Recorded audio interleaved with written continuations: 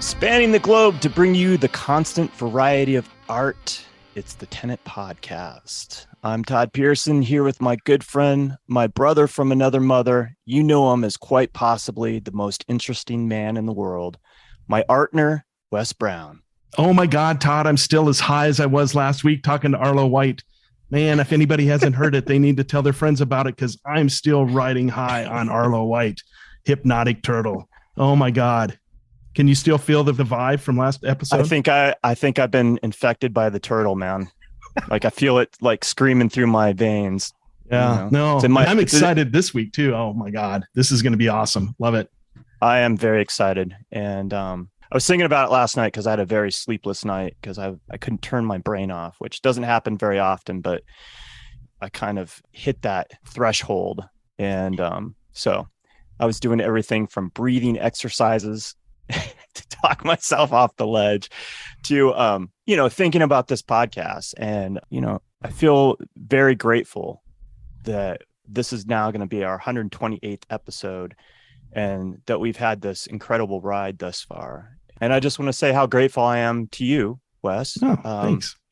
For all your hard work and, making this thing sound so good. So thank you. I try really hard. And like we've said in the past, this podcast wouldn't happen without you because you do all the scheduling and social media. I feel like you do all the heavy lifting. And anyway.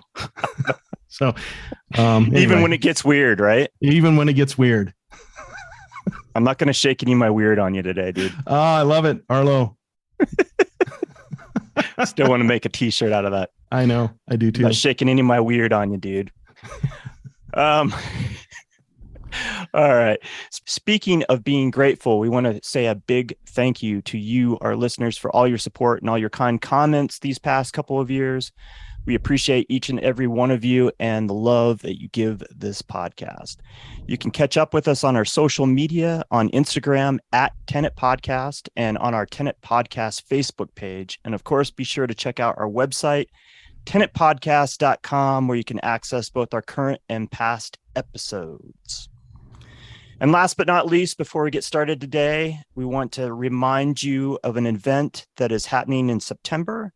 Fleischer Family Farm is in conjunction with the Tenet Podcast present a one-day event, Art and Ag, Saturday, September 10th from 10 to 5 p.m., 10 a.m. to 5 p.m., that is. Come on out to the farm located at 2005 South Zephyr Court, Lakewood, Colorado, 80227 in the Southern Gables neighborhood. Come out and experience this wonderful organic farm, buy some farm fresh produce, check out beautiful art, and support local artists. Stay tuned to our social media for more details. And in the meantime, check out the Fleischer Family Farm website at fleischerfamilyfarm.com and find them on Facebook at the Fleischer Family Farm. All right. You ready to talk some art? I'm ready to talk art, big guy. We are absolutely honored to welcome our next guest to the program. You can check out his work at brettandrus.art, and you can find him on Instagram at Brett Andrus. That's Andrus. Welcome to the program, Brett. Hey guys, how you doing? Good. Wow, I love that. This is really cool. I just want to first off acknowledge you guys for 128 episodes. That's really great. Thank you. As an avid listener of podcasts, like anytime you get above 5, it's amazing. Make it 128 is extraordinary. So really, great job. Thanks for covering this stuff, and thanks for talking about art. Well, yeah, man. Thank you. Appreciate that. So, like I mentioned, we're very excited to talk with you today. Up to a couple months ago, I was not familiar with you or your work, but as things kind of work out in my world, the universe kind of gives me little things here and there. And one of those things was in June, I went to First Friday down in the Springs, Colorado Springs. And I first started out at the Garfield Gallery and to support not only that gallery, but some of the students that were part of that show in June. Mm-hmm.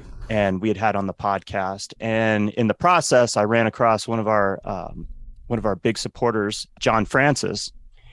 And in conversation, he says, hey, do you know Brett Andrus? And I'm like, no, I've never heard of him. And he's like, oh, you should really check out his work. Like he's a phenomenal artist and a part of the fabric of the art community here in Colorado Springs. I'm like, okay, yeah, I'll check him out. And, flipped on Instagram real quick and kind of was looking at some of your stuff. I was like, wow, he's really good.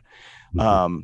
And then I proceeded to go down the street to G44 and Kreuzer Gallery, and both Abigail and Gundiga both said, hey, you should really pop over to Brett Andrus's gallery and check out his work there. And I'm like, well, you guys are like the second or third people that have told me about Brett Andrus tonight.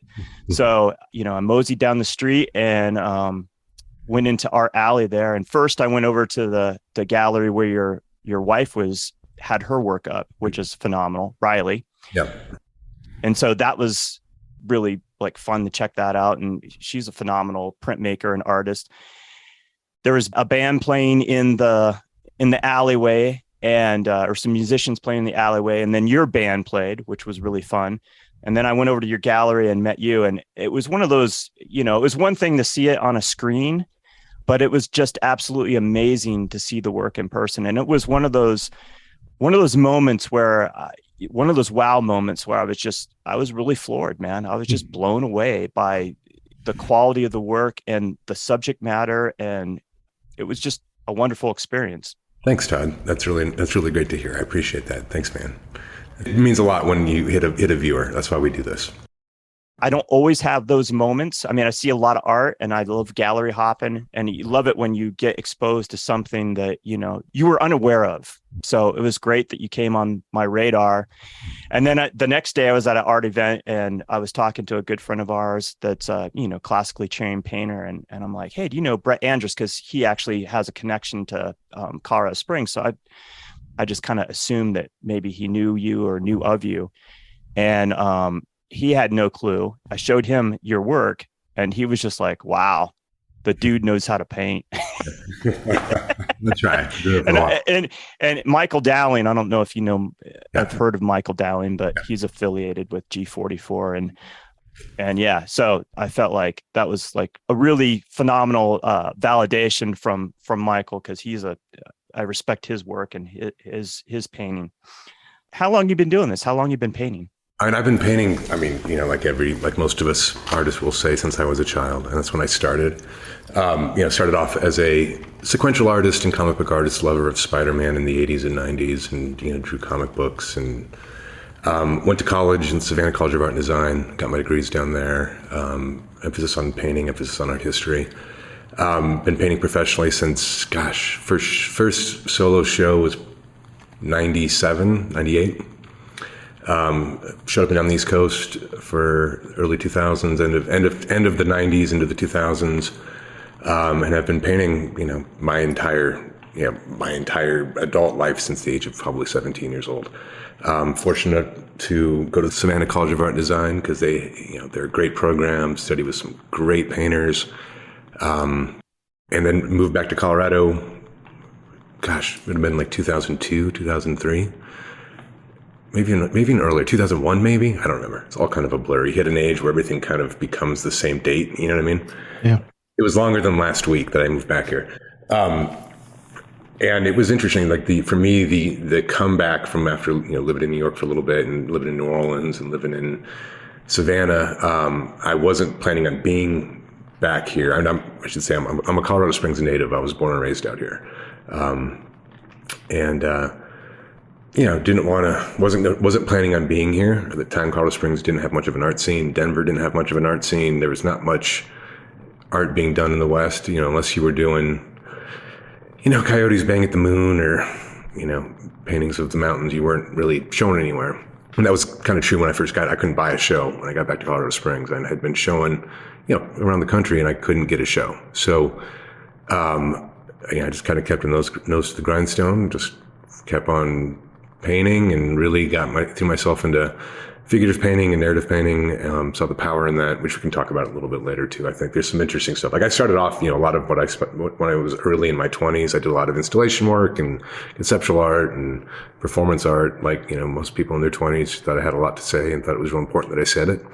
And, had the realization that, part of this process for me as an artist is to get good at something, to have a craft, to master something, to try to give up the idea that, if you're in your 20s, that you're going to be good at something, that it takes a long time to understand the art making process, that it's more than just having a good idea, that there is like a whole slew of things that need to be learned and mastered to get good at this.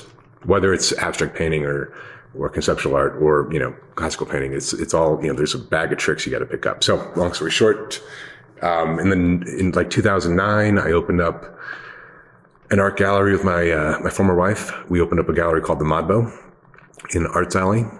We were really the first contemporary art gallery to open in Colorado Springs. At the time, it was the city was really kind of a dead zone. I mean, like it was hard to see art in the town. When we opened up, the reaction was both like amazing from the people that wanted to look at art, from artists supporting. And it was also interesting from a lot of the old guard. They were a little bit like, what are you doing? I'll never forget, we had one guy as we were doing the build out, and it's, we're talking DIY space. My ex-wife and I were, building this thing together. And the guy knocked on the door and he's like, well, what are you doing? I said, well, we're opening an art gallery. I was like, well, what are you showing? I said, we're going to be showing emerging artists, mid-career artists, really focusing on figurative work and narrative figurative painting. And he got kind of huffy and he's like, well, whose authority? Oh my God, whose authority? My authority. You know what I mean? So we did this thing and we opened in, it was June 2009. And it was crazy. That opening night, we just saw, the thirst that the city had to start to have an arts culture. And we, easily had, throughout the night, 2,000 or 3,000 people show up. The gallery was packed with people. We had music out back. We always just kind of did things a little bit bigger and a little bit more, I don't want to say interesting. Just we try to go big and try to come up with a big idea and see if we can execute it. And also with the idea of maintaining a professionalism, trying to push the scene, trying to help people get better at their craft. And that first year was dynamite. We just did some amazing things. In 2010, we opened up our second gallery next door. It's called SPQR, which is, are you guys history nerds? SPQ? Oh, yeah.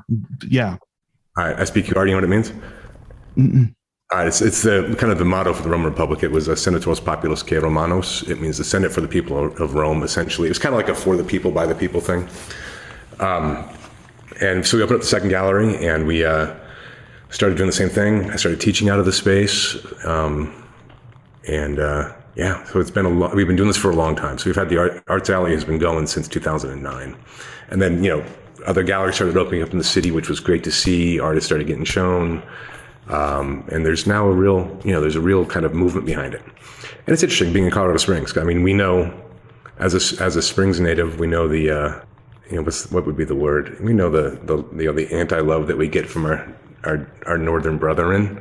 There's not a lot of love for what happens down here, but we like to say that, down here in the Springs, our art scene is it's just really real and it's got a lot of integrity to it. People are really into looking.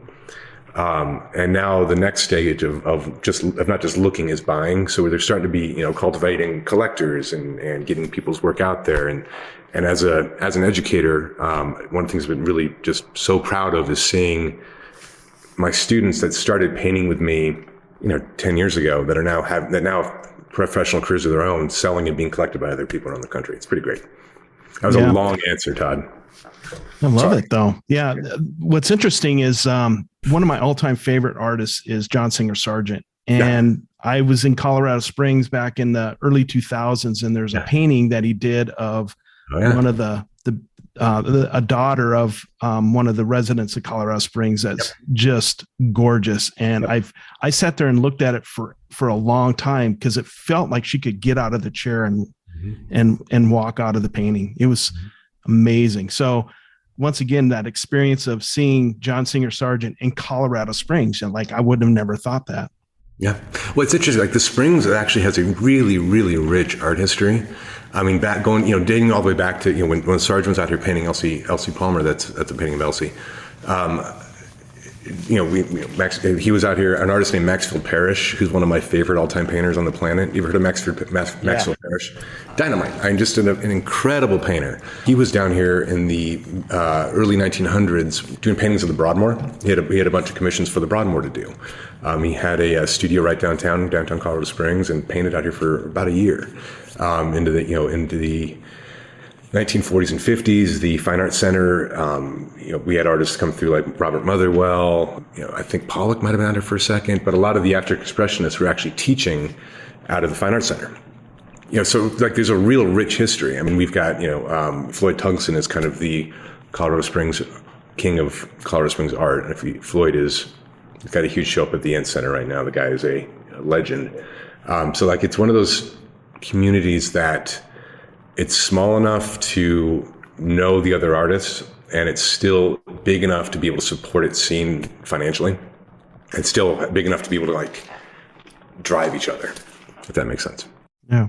Yeah, I get the sense from being down there, and I was incredibly energized by coming down for that first Friday in June, and just seeing, the energy and what all was going on.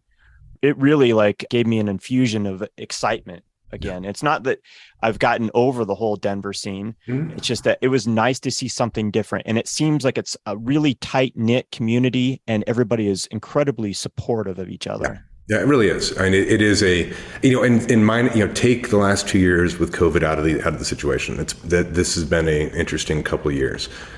Prior to that,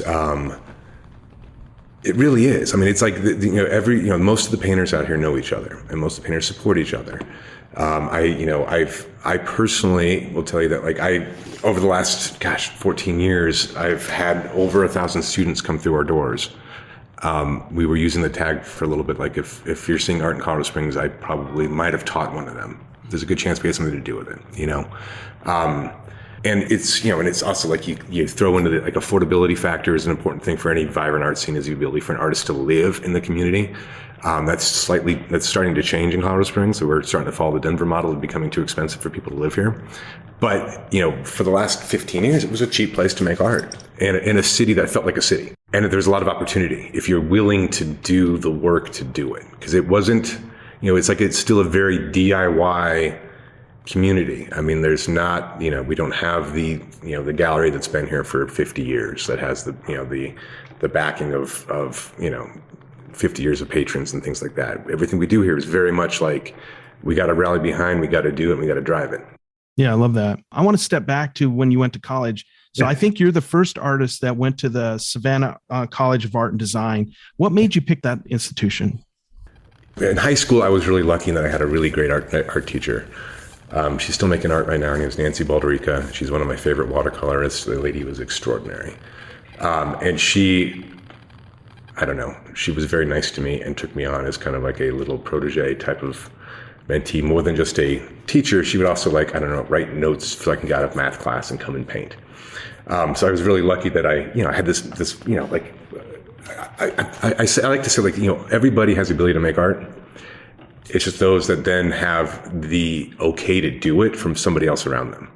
Like, I think when we're kids, we're drawing, we got our crayons out and we're drawing a picture of a dog. If the teacher comes by and says, great dog, that tells us, oh, we can keep doing this. And then it's a matter of practice and getting better. And the kid that says, what is that? It's a dog. Well, that's garbage. They stop and they become the person that can't draw a stick figure. As an artist, what we do is not magic. I don't believe in talent. It's hard work, right? So in going to Savannah, after graduating high school, I took a year off. I was in a band. We toured. We did, we were like the young, dumb punk rock band that played with a lot of cool bands back in the day. And we were just young and stupid, didn't know any better, and had an absolute blast. And toured and came back and realized that I'm probably not going to be a famous musician in my life. Let's go to school. And I'd been offered a scholarship from Savannah. Went down there to visit the campus because, being a Colorado native, going to Savannah, culture shock. Just in terms of I'm at sea level now. There are bugs. This, my town is about 55 years old. This town is over 200 years old. Like it was wow. It was crazy, right? And absolutely fell in love with the city. And Savannah is just a great town. And back in the 90s, the school had gotten big enough to where it owned most of the downtown area. Like Savannah is the college is a very interesting college in that it's not like a centralized location where you've got the college. The Savannah College of Art and Design basically acquired buildings throughout the downtown core and would make one building their painting department. The other building would be a photo department. They might be separated by 6 blocks. And then you had the industrial design department that was, a mile away. So it was all kind of the spread out buildings throughout the city. And so the entire city became kind of the campus. The cool thing about that school is it really on an undergraduate level stresses technique, practice, learn to craft. It has, at the time, I had like 28 different majors. So you had the opportunity to just really dive into what you kind of felt you wanted to do. Like I originally went in as a sequential artist. I started my degree as a sequential artist. I wanted to draw comic books. I love graphic novels, and that's what I wanted to do. I then I almost finished that degree, and then I started doing performing arts, and I wanted to become an actor. Did that degree, didn't finish it, but it got real close. I was like, still not right. Looked at interior design, did interior design for a while. It's like, it's not my thing. But got good enough where I could do it. And then finally, settle on painting and art history. And that's where like my passion really came out. Like, and, dynamite professors, really interesting students, and dynamite education. I mean, I came out of there knowing what I was doing. Which I've always told, I try to instill in my students that like, especially my high school students, that if they want to pursue a career in art, that like, it's an interesting world this way now where like, I think the educational system on that collegiate level has shifted a lot in the last probably 15, 20 years, where it's shifted itself away from teaching technique and teaching your craft and teaching more on how to think. And I see a lot of students that come to me that have their BFA from a local state school that have never drawn the figure or held charcoal before. And it breaks my heart because I'm like, how did you get a BFA in art without touching charcoal? That doesn't make any sense to me. You've never drawn from life. Okay, well, let's teach you how to do your craft now. I'm glad you got ideas, but let's teach the craft part of it. So, I always stress with students that like, if you're looking at going to that art school direction, trying to get your degree in it, find a school that really does have a program that emphasizes how to do the thing. It's important. Yeah, that foundation is really important. And that's interesting that you observed this from some of your students that have come from various colleges, that they don't have like that grounding, that foundation. Yeah, it's interesting. It's kind of sad. I mean, like, and I've had students, I've had people that will come to me and say, man, I wish I learned how to draw when I was in college. Like, they didn't teach you how to draw? Like, no. Like, that's a bummer. That's a real bummer. There's I don't know, we might get into some things that are, it might be a little controversial in the way I see the art world. I come from a different side of it. I mean, I really believe that this is not a world for everybody. We've created a mythos with visual art that everybody's a visual artist if they want to be. And it tends to be the one art form where you can sometimes be really crappy at your craft and get away with it. Art making is hard work. I mean, straight up. And it's just like, you got to be in studio. It's lonely. You spend hours upon hours a day in your studio working and making something that may or may not ever be seen.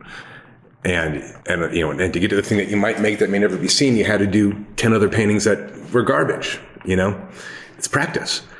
Like, there's very few crappy classical musicians. There's very few crappy musicians. Crappy actors really aren't a thing. If there's a movie with crappy acting, they'll go, that's a really crappy actor. That's a bad actor. And they stop watching it. For some reason, there's something about the visual arts that has allowed some things to get through based on idea with that technique. So it's not that you can't make the things over here, but you got to have the background and make that a choice. You know what I mean? If you're going to be an abstract painter, awesome, be an abstract painter. Make it a choice. That's where the power comes from. The power comes from making it a choice to be an abstract painter, not being an abstract painter because you can't draw. Does that make sense? Yeah, absolutely. We have a friend that I've told this story before, but he says basically I can tell an abstract artist that comes from a figurative background and the one that doesn't. 100%. And it's a world of difference. 100%. I mean, some of my favorite painters on the planet are abstract painters, but there's a mastery in composition and color use, and all of that comes through learning technique. It's not just painting, you know what I mean? Like there's still an art form to it. It's still a visual medium. Yeah. Where do you think that comes from? How do you think that was cultivated that all of a sudden? Oh, I can tell you all kinds of stuff about that. Well, we want to hear. We have time. I mean, have you ever heard of? There's a really like my art Bible. You ever heard of the artist Nerdrum? No. ODD NERDR Nerdrum NERDRUM. ODD is his first name. Look him up. He's on Instagram. Yeah, Odd is, and he's been painting since the 70s. He is in a lot of worlds. He is probably one of the best living, one of the most famous living painters on the planet. He's Norwegian. He paints out of Iceland right now, probably still out of Iceland. I'm not exactly sure, but he was a Norwegian artist. Does these, kind of Rembrandt-esque, chiaroscuro, dystopian-y type of paintings. They are both shocking and emotional and charged and beautiful and grotesque at the same time. They just run this, this wide swath of emotion. I love his work. His work isn't about intellectual things. His work really is about an emotional feeling. It's about, it's about sensation, about, he calls it sensuality. It's about being sensual. It's about feeling something. He wrote a book a couple of years, it was probably late 90s, late 2000s, called On Kitsch. If you can find it, it is a dynamite read. It's about 90 pages. It's a collection of essays, speeches, and things that he put together that really talk about the difference between art with a big A and being a painter. He calls he says, I'm not an artist. Like I say, I'm not an artist, I'm a painter. I try to avoid the idea of artist because that is such a charged thing in the world. When we say artist, that immediately evokes, pictures in people's heads of like, I'm an artist, I'm free spirited and weird, and I'm not gonna have your norms and all that. And I'm like, yeah, that's a cool little construct. But do you work in your studio? I don't really. Okay. Then you like the idea of being an artist. You know what I mean? Get your butt in your studio and get to work. So I say I'm a painter because that for me is like, to be a painter, I must be painting. If I'm not painting, I stop being a painter. Right? So I spend a lot of my time alone in my studio, which is, I don't know, talking to myself and listening to podcasts. So where did it change? I think, you look at like, Nerdrum, he calls it the birth of kitsch, which is an idea that was made, back in the 1930s, 1940s, with the birth of abstract expressionism. You see this kind of like, and the birth of modernism in general, you see this idea where like the reward happens by being new and not embracing what was already done. Right, which has always been kind of a thing that young artists do. I mean, you look at the Pre-Raphaelites. Pre-Raphaelite painting today is seen as it's a pretty traditional looking painting, but in the 1850s they were rebelling against all the things they were taught. They were rebelling against all of the Renaissance education that they were receiving in art school, and they wanted to paint like artists before Raphael, Pre-Raphaelite. They wanted to paint like things before Raphael. The same thing in modernism. It's this kind of like wanting to do something new to push the art form. And then having critics and curators and patrons then reward that. And also like, at the time it was a rebellion against the institution, a rebellion against institutionalized art. So like, when they're rebelling in the 1920s, 30s and 40s, they're rebelling against, your traditional, art education of, learning your craft. Well, what's happened now is that's flipped. I mean, your institutionalized education is now, it's conceptual art, and that's what you're taught in college. The rebellion against that is craft, is figurative painting, is getting good at what you can do, and you actually can see that by looking at Instagram. If you just stream Instagram right now, I mean, there is painting being done out there that just it blows my mind. I mean, some of the best painting in the history of the world is happening right now by artists you've never heard of. And what's so cool about it is you have access to it now. You know what I mean? Like we get to get on this thing and see, we've got a forum that we can see art from around the world that just knocks your socks off. And the stuff that really starts getting interesting are those painters that are driving, or that are painting a narrative, exploring what's happening in the world today, and they're doing it with a skill level that's never been seen. And so I think it's like that's the rebellious side now. You know what I mean? Like, narrative figurative painting has become the rebellious thing, in my opinion. I look at conceptual art and abstract art. They think that they're the rebellious one, but you got institutionalized back in the 70s. I don't know, kind of controversial. It's funny when I say that out loud. Sometimes it pisses a lot of artists off because they go like, "What the hell?" Yeah, but it's kind of. I mean, I don't know. It's what I live myself by. Yeah, I understand that because and we've had an artist say that Basquiat was probably the most important artist of the 20th century, and it's hard for me to wrap my head around that. But just because it's hard for me to wrap my head around Basquiat's artwork and how popular it is. But I come from, enjoying, like I said, John Singer Sargent and that whole, and I have an appreciation for abstract art. I've really grown a lot as a connoisseur of art by doing this podcast. Yeah, totally. But what's your thoughts on that? I honestly, don't think about Basquiat very often. I mean, that's great. I mean, I don't know. I would disagree personally that he's the most important artist of the 20th century. I think there's been a lot of artists that have done more than him, and he does some interesting work.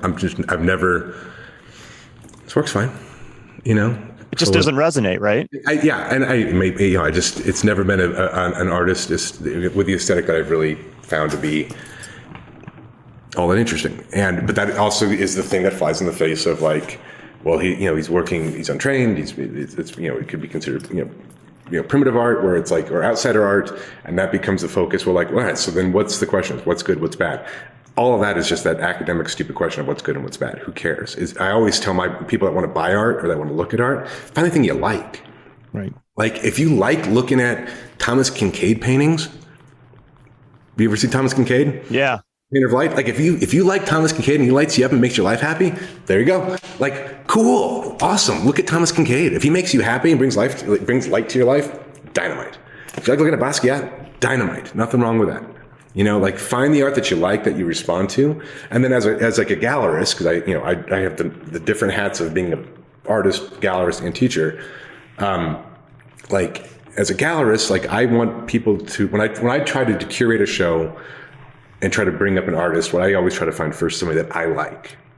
Like I will rarely show art that I don't find passionate, that I don't personally find interesting. I mean, in the 15 years we've done the gallery, or since 2009, we did the math on our 15-year anniversary, and it was like, God, what was it? 340 some odd shows that we had exhibited and curated, which is, it's 2 shows a month for 13 years, And I always find that the artists that in order for me to sell the work and do it justice, I have to like it first.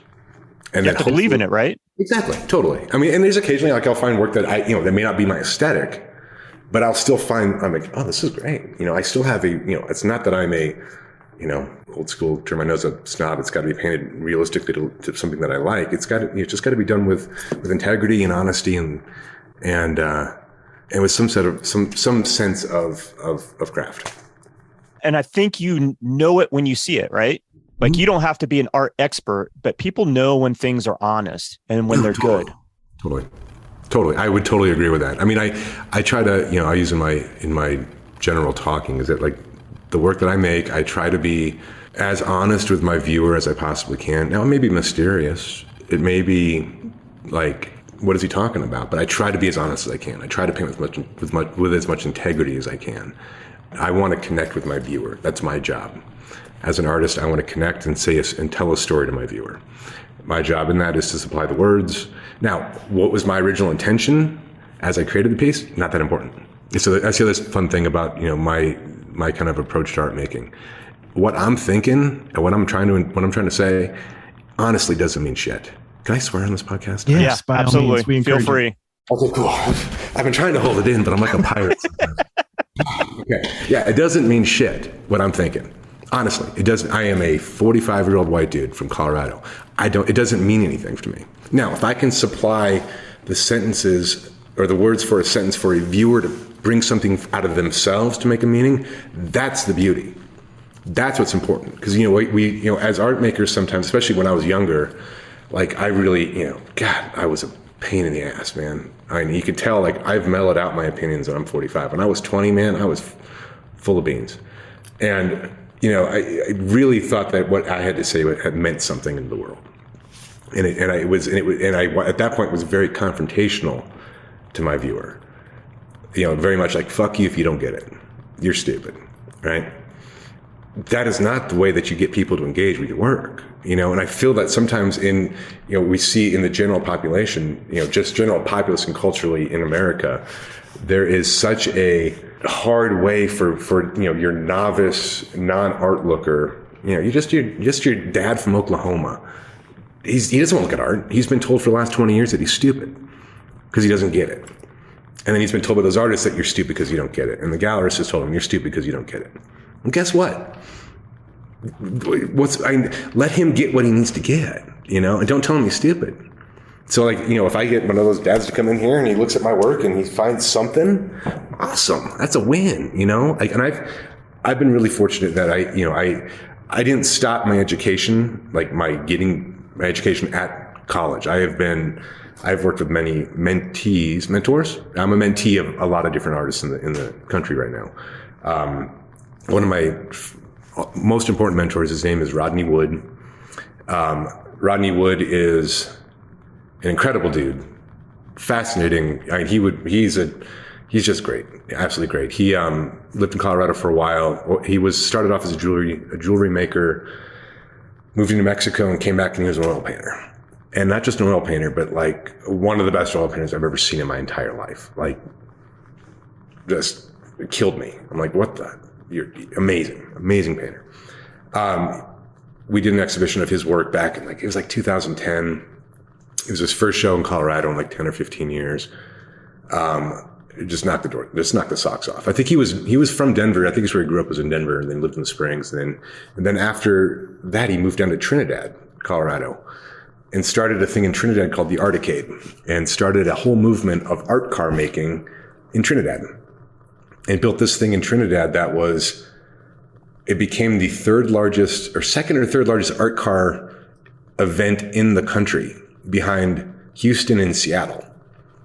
So you had Houston, Seattle, and then Trinidad, Colorado, which is like insane. They would bring 30 to 40,000 people to this event and fill up the city of Trinidad. Amazing stuff. And the thing that him and I would always kind of like old man talk about is just like, art these days, they just don't get it. But, it always came back to relationship with viewer. I mean, like, if you don't honor and love your opportunity to show and talk to another person via our chosen communication, which is visual art, then you should really think about it. What are you doing? Like, I cherish and I honor that. And that doesn't mean I'm going to, that I want to paint, pictures of parrots and, I don't know, pretty things. It's not, that's still, that's the integrity part, like I could easily go out and start painting pictures of, in Colorado Springs, it's Garden of the Gods. I can paint 1,000 pictures of Garden of the Gods and probably sell every one of them. But the integrity part of me says, yeah, you can't do that. It's not, the sales of this game is not as important as painting the things you want to paint and seeing if you can connect with the viewer. Does that make sense? I'm just rambling. Yeah. Well, and we've come to find out that, it's a collaboration between the artist and the viewer. Yep. When the painting is done is when the viewer is evoked with some kind of emotion. Yeah. Yeah. I like to say, I mean, if you're not completing that circle, you're just masturbating with your art. That's all it is. I mean, like, good for you. Part of the creation process really is like, learn it, practice it, and that practice might be a year, it might be 10 years, it might be 20 years. Like, I still have the goal of making one good painting. That's just like my lifelong goal is I want to make one good painting. And I try to approach every piece like, maybe this is the good one.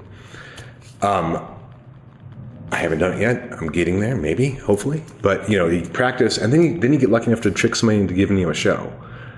And then on top of it, when you get that exhibition, then you can trick somebody into looking at it, and maybe even better, trick somebody into buying it, you know? And like, that's the circle. And the buying part's not as important as the looking. If you don't have the looking, it doesn't matter. Yeah. I had a professor back in college used to, this is my number one phrase I tell my students is like, as a visual artist, 95% of what you do is garbage. It's that 5% you can trick somebody into buying. And your job is to make that 5% as big a number as you possibly can by making a lot of work. So you got to get your butt in your studio and just keep making work. It's about grinding, right? Like, dude, yeah, that's all it is. Yeah, that goes back to like, I don't believe in talent. It is work. It is work. Right now, my mentor right now, I've been working with, in my opinion, the best painter in the country. Her name is Lee Price. Do you know Lee? You turned me on to her work, so. Yeah, Lee is just an amazing painter, both conceptually. She's that perfect blend of like conceptually, the work she does is just, it just gets you going, gets you thinking, gets you feeling.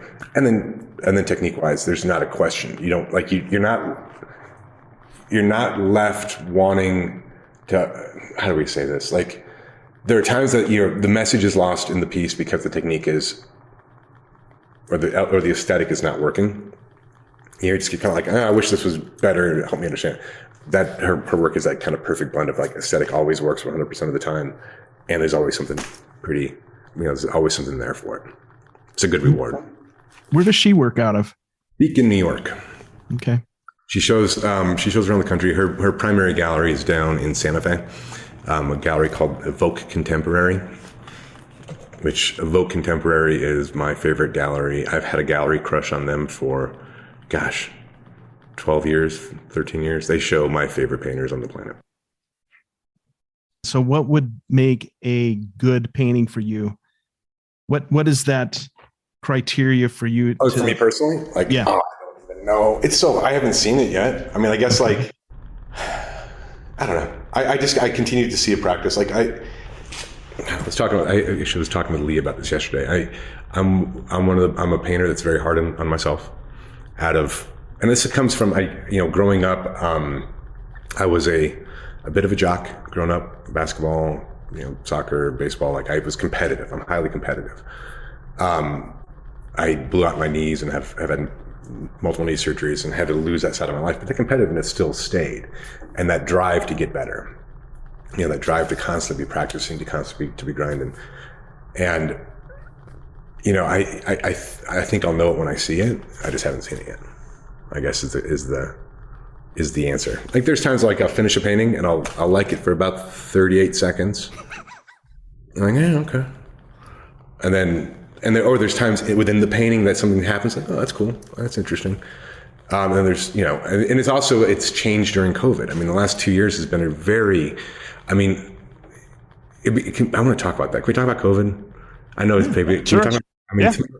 And also I think, Todd, the history. I've also got some fun news too. So 4 years ago, I was diagnosed with leukemia. So I've been, 4.5 years ago, leukemia. Been doing chemo for the last year to fight it. And actually on Wednesday, I just got my results back from my bone marrow biopsy, and I am leukemia free right now. Oh wow, dude! Right? Yeah. Congratulations. Yeah, it's pretty cool. Like I get to come off chemo. Now with this particular type of leukemia, it will come back at some point. The goal is that we kick the can down the road for at least 3 to 4 years. It might be 5 to 10. It might be 10 to 15. They don't really know. My leukemia is really rare at my age. The average age of diagnosis for my particular leukemia is 71 years old. And even though there's times I feel like I'm getting that old, I'm not there yet, right? When I was diagnosed at 40, so it was a little bit like, oh, okay.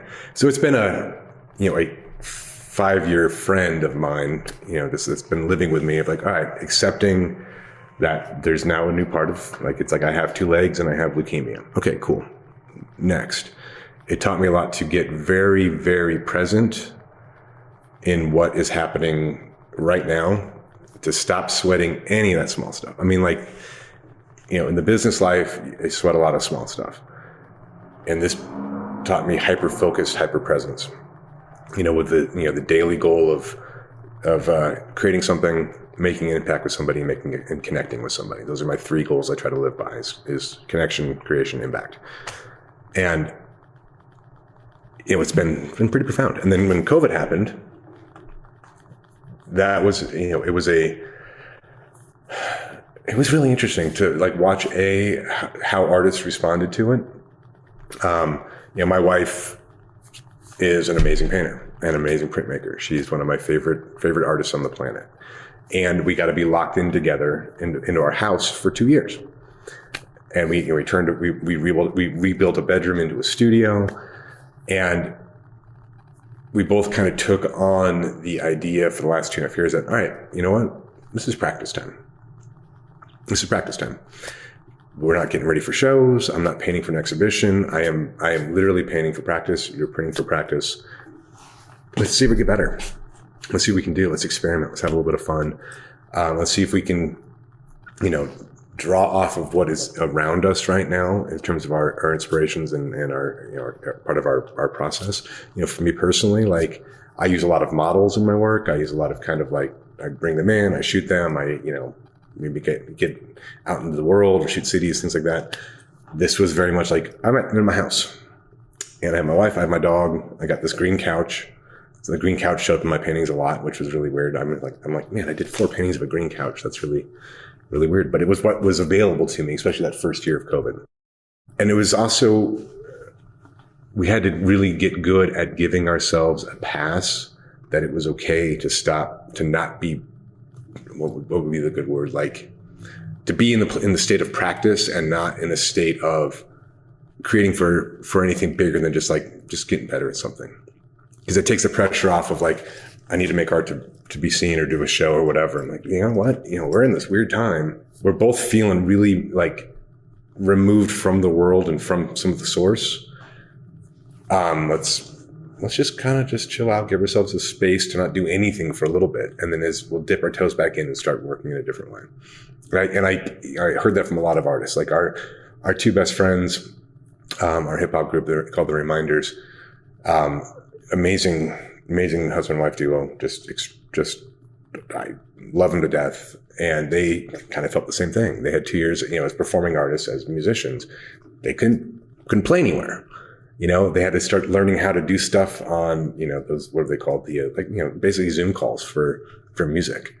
And like talk about like being, living in a world that you perform to an audience, and now you're doing it and you're performing to your computer and trying to bring energy. Like it was just a really, interesting experience for them. And so they had to, they kind of step back, and we just talk about it all the time. Like, all right, let's not be frustrated.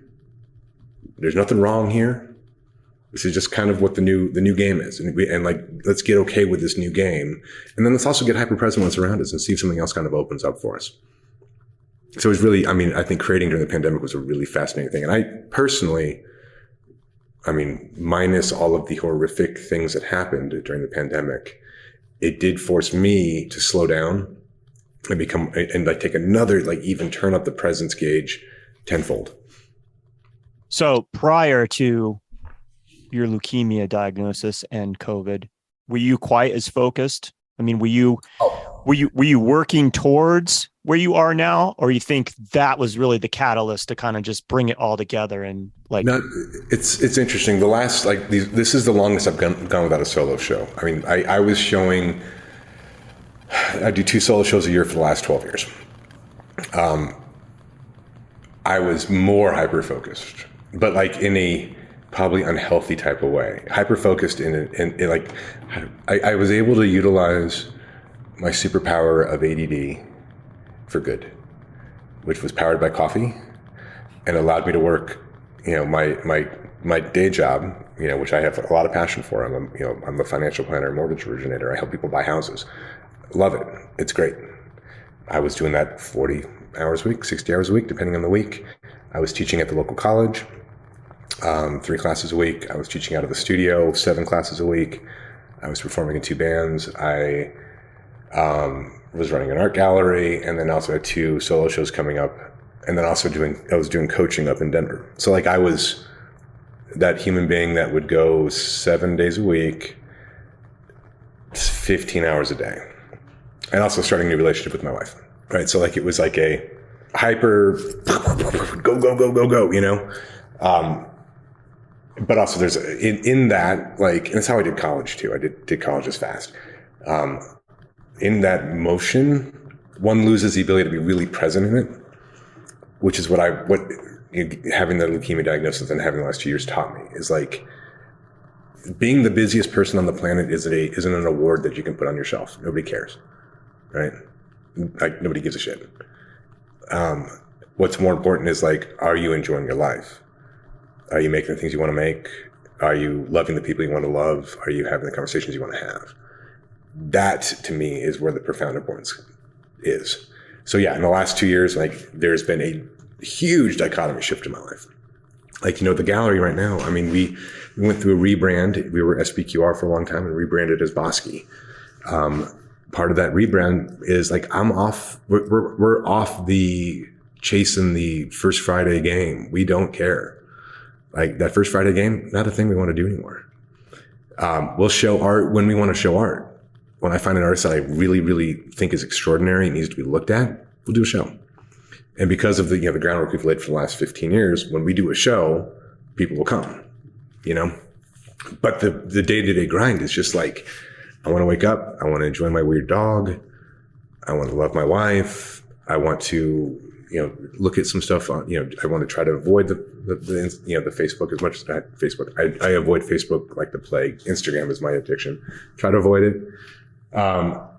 Get into the studio for a little bit, get some painting done, and just slow down. And I think, and what's interesting is right now, this interview is happening 3 days after I was told I don't have to do chemo anymore, which that threw its own wrinkle into things. And now that's coming out of that is, I don't quite know what it looks like, and I'm really excited in terms of what I can program my life to look like, and like, having a second chance and the ability to then, create something that I want.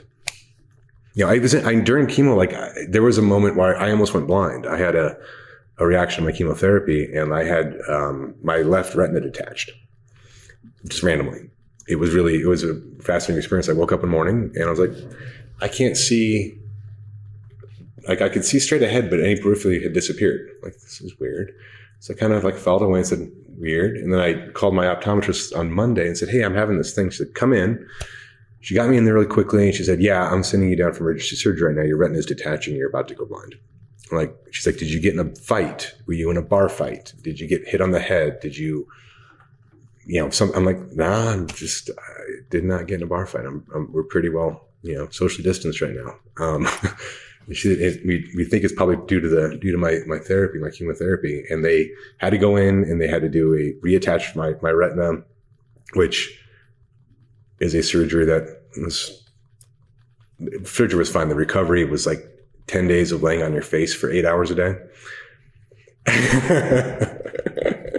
Talk about for somebody with a little bit of ADD, that is the most torturous thing. I would have admitted to doing anything during that 10 days just to get out of doing that. You know what I mean?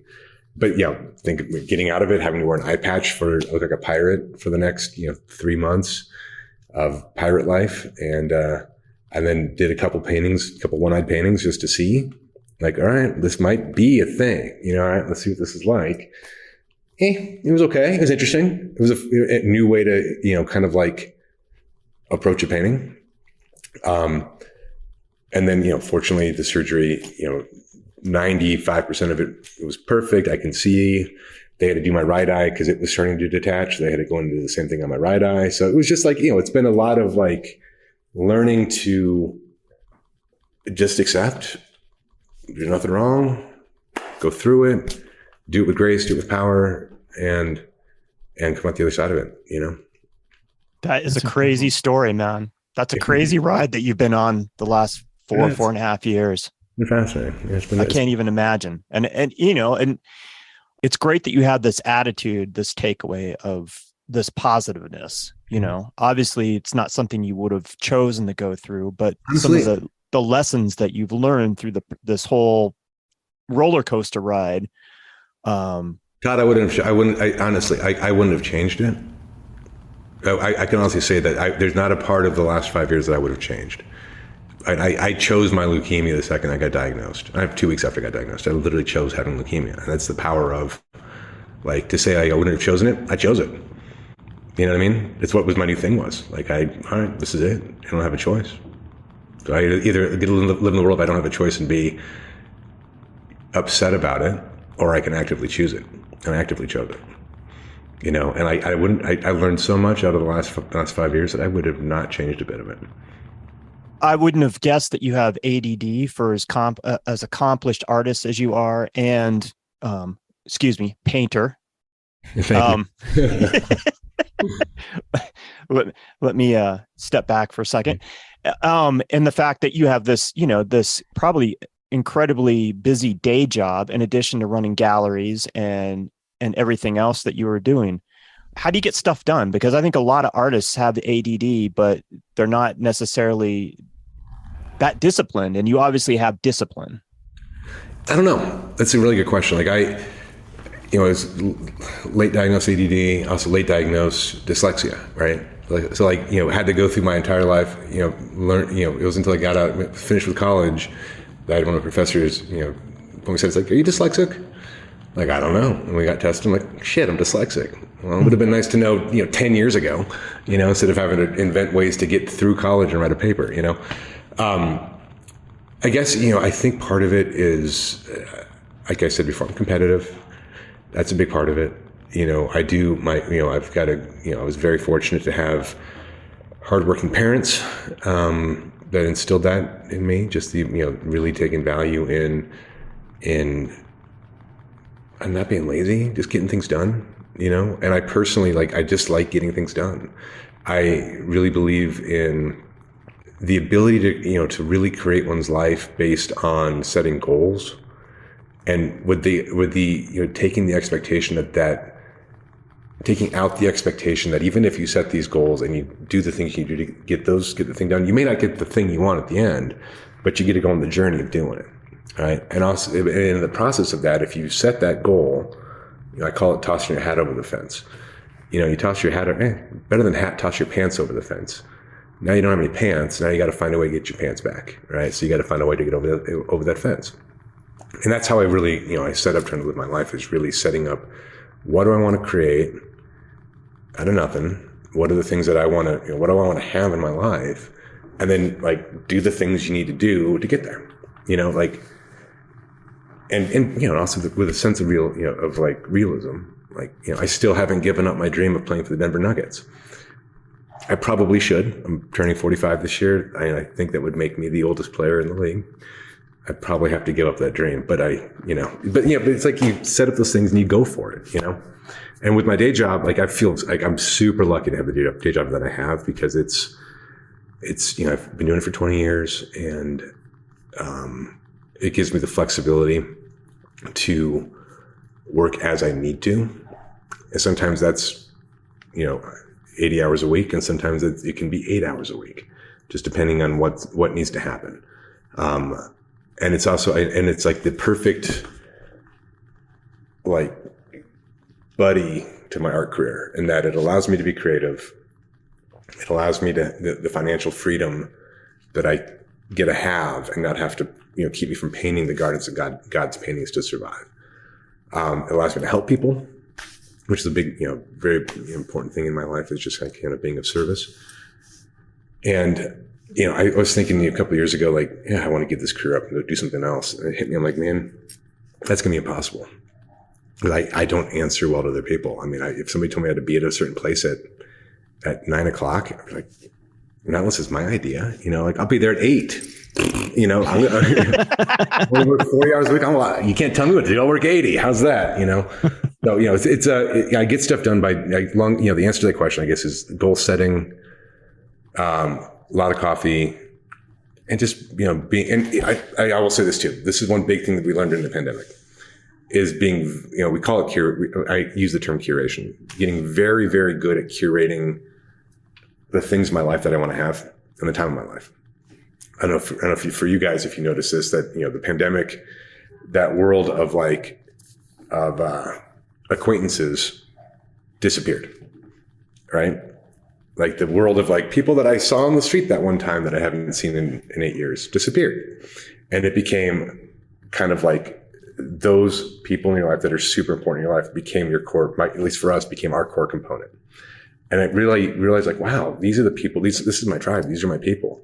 And these are the people I want to continue to curate in my life. The guy that I see, that I haven't seen in 3 years, that, occasionally I'd see him at the bar. Yeah. I don't need really to keep his number in my phone right now. It's okay.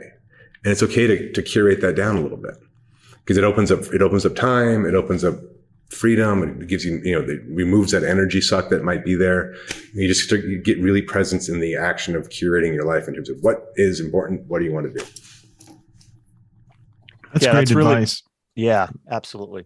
And I think that's something that's really special, because in this culture and society where it's more all the time, go, to have that insight, I think is like incredibly important, like that reset, right? Yeah. I think it's just something, and I think it might happen when as we age, we start seeing things that, that's why that phrase exists, that like, if I can go back and tell my younger self X, Y, Z, I would. It's just part of, as you get older, you just start to learn these things that are like, shit. Somebody tried to tell this to me and I completely ignored it. You know what I mean? And then, like the reality is like, yeah, dang it. So I think, age experience, and you just get a little bit older and start to see the things that really are important. And you can't go backwards. So you just move forward, right? There is no backwards. There is no backwards. You don't seem like someone that really has regrets. Do you carry regret? Not really. There's really no point. You can learn, you can learn stuff from those, but to me, like there's only really what's now. And even going forward is not a thing either. It's just what's now, and if I can just be really present in what's happening right now. And like right now I am going to be a painter. Right now I'm going to be a good husband. Right now I'm going to love the hell out of my dog. Right now I'm going to talk to 2 really interesting guys on a podcast. That's where the power is. Like worrying about what's going to happen tomorrow. I don't know. Let's get, tomorrow I will be in a place from like tomorrow I am right now blankety blanking. You know what I mean? Yeah. And I've always thought regret and guilt is kind of a wasted, I think it's important to learn from, but it's a wasted emotion. People get 100%. Wrapped up, and a certain religion makes you want to like pound yourself because of it. Yep. And I think I think you're so much far better off. Like what did I do? How can I learn from it? How can I not repeat what I just did and be a better person? So, and I think what you just said a few minutes ago makes so much sense, is because, all the old guys always like look at the new generation and going, good God, what's up with these people? Yeah. And it's all about you as you age, you realize what's important and what's not. And sometimes when you're looking at the younger generation, you're seeing, they're all wrapped up in what happened 200 years ago or what happened, and it's just like, why don't you worry about what's happening now? Yeah, totally. I agree totally. And I would add, to the guilt and regret of useless emotions. The other one is fear. I mean, like, who gives a fuck, right? Well, it's not even that. I mean, like, fear is just one of those things that, like, it's such a construct of what of like who we are as human beings, that like fear has the spot in our life to keep us from being eaten by something else. That's really that's what fear is. Like, we were bred to have this, we have this thing in our brain that releases this endorphin or whatever. Endorphin to get us to run away because we're about to get eaten, right? But then we pretend that like it's a real thing, and we sit in our house and we get scared of things that actually aren't happening. Like if there's a bear in my house and I'm looking at the bear, I can feel fear about that bear, right? If I'm sitting in my house and there's no bear, but I'm scared of a bear, that's just wasted energy, wasted time, so I try to do my best to also like look at fear and be like, understand what it is and get past it, because like it really serves no purpose. Yeah. And fear can be debilitating 100%. Where you don't move. I mean, I probably blew a photography career because I was fearful of not being a success, and exactly. Being scared that somebody's not going to like the thing you made. Right. You know what I mean? And like, well, is that actually happening right now? Are you being presented with somebody who's not liking the thing that you're making? And it goes back to, in the art making world, like being scared to, learn how to do X, Y, and Z out of being scared of having your friends reject you, or your cool art friends saying, oh, you sold out, you're painting blah blah blah. That's not a thing. You can't be scared, because you might get good at doing that, and your cool art friends are going to be like, man, this is really great. It's living in that fear of the future, what might happen. It's just it just sucks so much life out of you, so much time out of you. And you hear all the time, like professors, going back to college or whatever, professors saying you'll never amount to anything in this thing. You should do this. Yeah. It's like, what the fuck? Why do they people do that? I don't know. I think it's an ego thing maybe, but oh my God, I've heard that so many times. Yeah. And then some people have the intestinal fortitude to rise above it and say, well, screw you, I'm going to do it anyway. Yeah. It's funny because like in my mortgage career, like I was voted, they had an office pool when I first started in the mortgage business. Like there was an office pool. I was voted least likely to be there in 2 weeks at this company I started at. And I came in, and when I came into the mortgage world, like I am a punk rock musician, artist, didn't own any khakis or like a suit. Like I was very much a weirdo. And when I found out about it, like the owner of the company looked at me and said, you're not going to be here for 2 weeks. I was like, fuck you. I'll see you. When you're giving me the award at the end of the year for most production, I will shake your hand. You know what I mean? And that turned into a 20-year career. I'm very much like that, Wes. Like if you can't tell me I can't, like if you tell me I can't do something, F right off.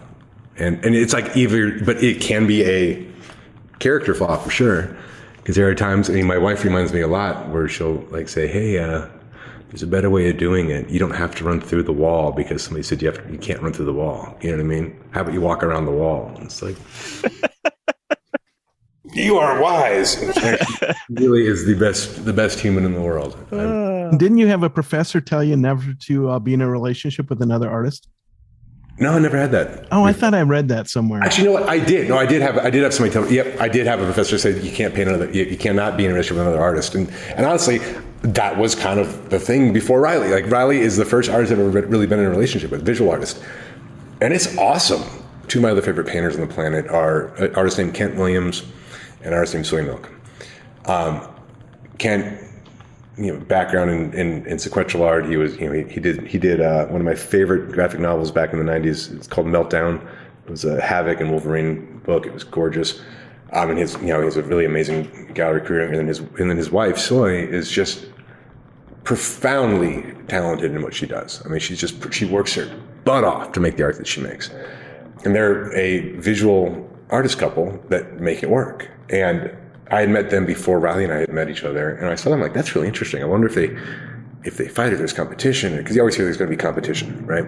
When we started, Riley started seeing each other, there was zero competition. It just became like this mutual respect machine. And it's fascinating. Like she doesn't do it often, but when she paints, she's a much better painter than me. And it's like, I don't know where it came from. She's only done. I taught her how to paint early on, and she's now opened it up a little bit. And she does it rarely, but when she does, she's a better painter than me. Which I'm like, okay, cool, awesome. My wife's a badass, She's an amazing printmaker, and it's just fun because we spend our days now in studio. She's usually in her print area, carving, making stuff, getting ready to print something. I'm usually in the back in my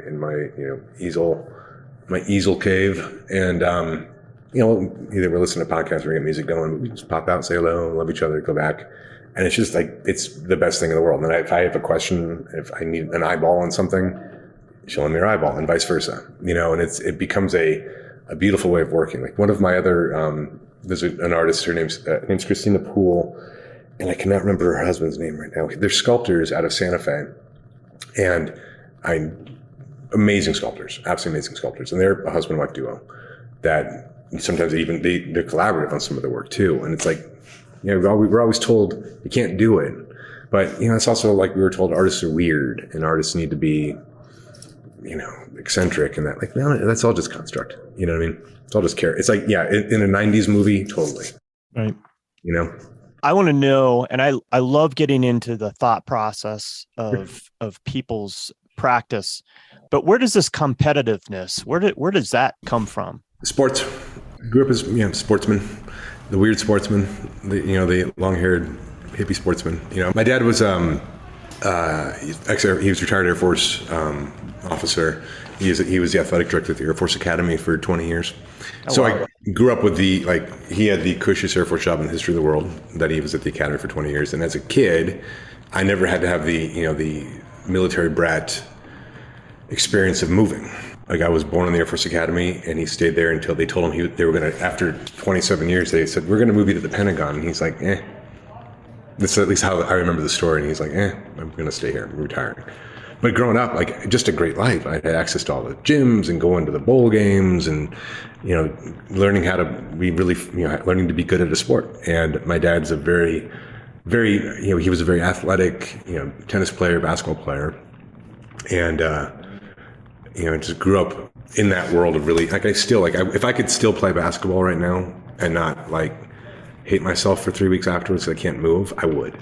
Right? I love basketball. I am an OG Nuggets fan. I can tell you starting lineups back to probably 1987.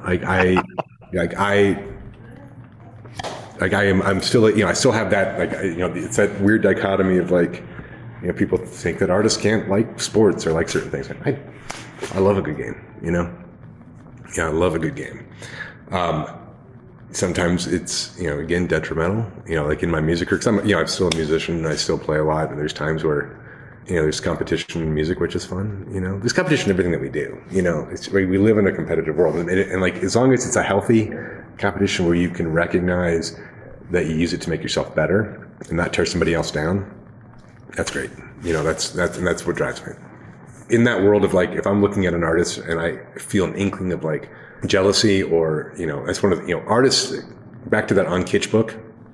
One of the things that Nerdrum has said is that artists are the worst people in the world to other artists, which they can be. Artists can be hyper jealous, hyper petty, and tear each other down. Right. And it's been as a gallerist / artist, I really had to get very, very aware of that. And also as a teacher, you have to get very aware of my reaction to this, is this out of jealousy or is it out of something else? And getting very, oh, it's jealous. I'm having a jealous reaction. Check the fuck out of that, please. You can't, congratulations for this person being in this gallery and doing the work they needed to get into this thing. You know what I mean? Don't be jealous. And that comes back in competition. If you're competitive, it's different than being jealous. Does that make sense? Yeah, absolutely. Yeah. I'm glad you spoke to that because that's a real thing. And especially as a photographer, photographers play it really close to the chest. And I forget who said, I don't know if it was Annie Leibovitz or one of her peers. But anyway, photographers are like spiders. You only ever see one in a room. Yeah. And, it is. And I felt the same way. It took me a long time to get over that. Mm-hmm. And I'd have to check myself, that's, in my youth, I would get jealous. Well, why am I jealous? Right? If you're jealous, then you need to up your game. You should be happy for these folks that are doing well. Yeah. And if you're jealous because they have a show or they produced a body of work that you wish you would have, then you need to get off your ass and go do something about it. Exactly. That is exactly it, Todd. I mean, the only thing that we can control in our lives is what we do and what our actions are, right? And if if the jealousy bug pops out because I'm seeing somebody's show that I'm like, oh, their work's garbage. How are they in this gallery? All I can control is what could I have done to get into that gallery, right? And if I recognize myself that, I didn't take the steps I needed to take, then who am I actually mad at? It's just accountability of oneself. You just got to hold yourself accountable and get back in the game and not make yourself wrong about it. Okay, cool. I effed that up. Time to, what's the next steps of getting into the gallery, and just actively making a process and a goal. As a gallerist, one of the things I always find really interesting is sometimes with how do we say this in a very nice way? There are, sometimes younger artists, which I love working with, and sometimes artists that are new, that haven't come up through the critique world, think that they are somehow like they're privy to a show, like somebody owes them an exhibition, right? I've had artists come to me like, I'm ready for my show. When can I have my show? It's like, can I see your portfolio? Can I say, well, you can show you my phone. Well, that's not a great way to look at art. How about you show me something else? Can I see your work in person? I just a degree of different things. My wife just walked in and she looks really cute, and I just got sidetracked. I apologize. Right on, man. I love it. The way it should be. I can't remember what I was even saying. So you guys put this next thing. That's right. I just work around it. She just rebooted your brain. That's right. I love you, baby. We've talked to a number of artists that do something else. Like they have a full-time job doing something else, and then they do their art for themselves. And, when they went to the way they went to, I admire that. Yeah. And what was the catalyst of you choosing to go that route? So the question being like, why am I not going full-time artist? Yeah. For you, what was the catalyst to decide, okay, instead of just doing my art full-time, I'm going to have this stable income that I can kind of depend on and then be able to do my. Well, I'll tell you that I'm actually a full-time artist as well. See, I live in the world that full-time means what? I do spend 40 hours a week in my studio painting. I do solo shows twice a year, and I do 40 hours of work out of my career. So I believe that you can do both. You know what I mean? Like I'm not one or the other. I guess the in that question, what I hear is like, I made a decision early on in my career that I didn't want to find myself pigeonholed into a pattern of having to make art that was, commercially sellable. That was something that you can mass produce very quickly, get it up on the wall and sell it to tourists from Oklahoma. You know what I mean? That was a direction for myself that I didn't want to do. I can do that.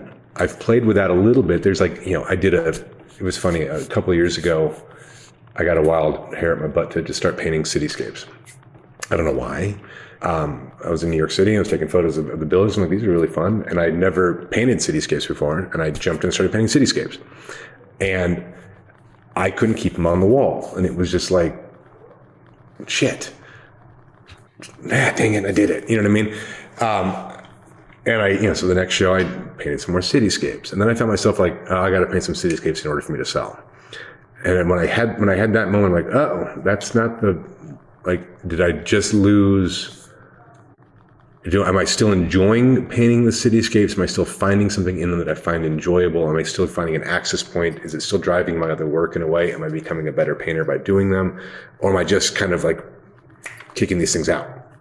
And I haven't painted one in probably about a year and a half for that reason. Because I was just like, I want to get better. And that's when when I started working with Lee again, like my goal right now is like, I want to like really push myself in the world of, just painting realism, painting flesh tone, painting edge, getting very, very good at just like at telling story through the figure right now.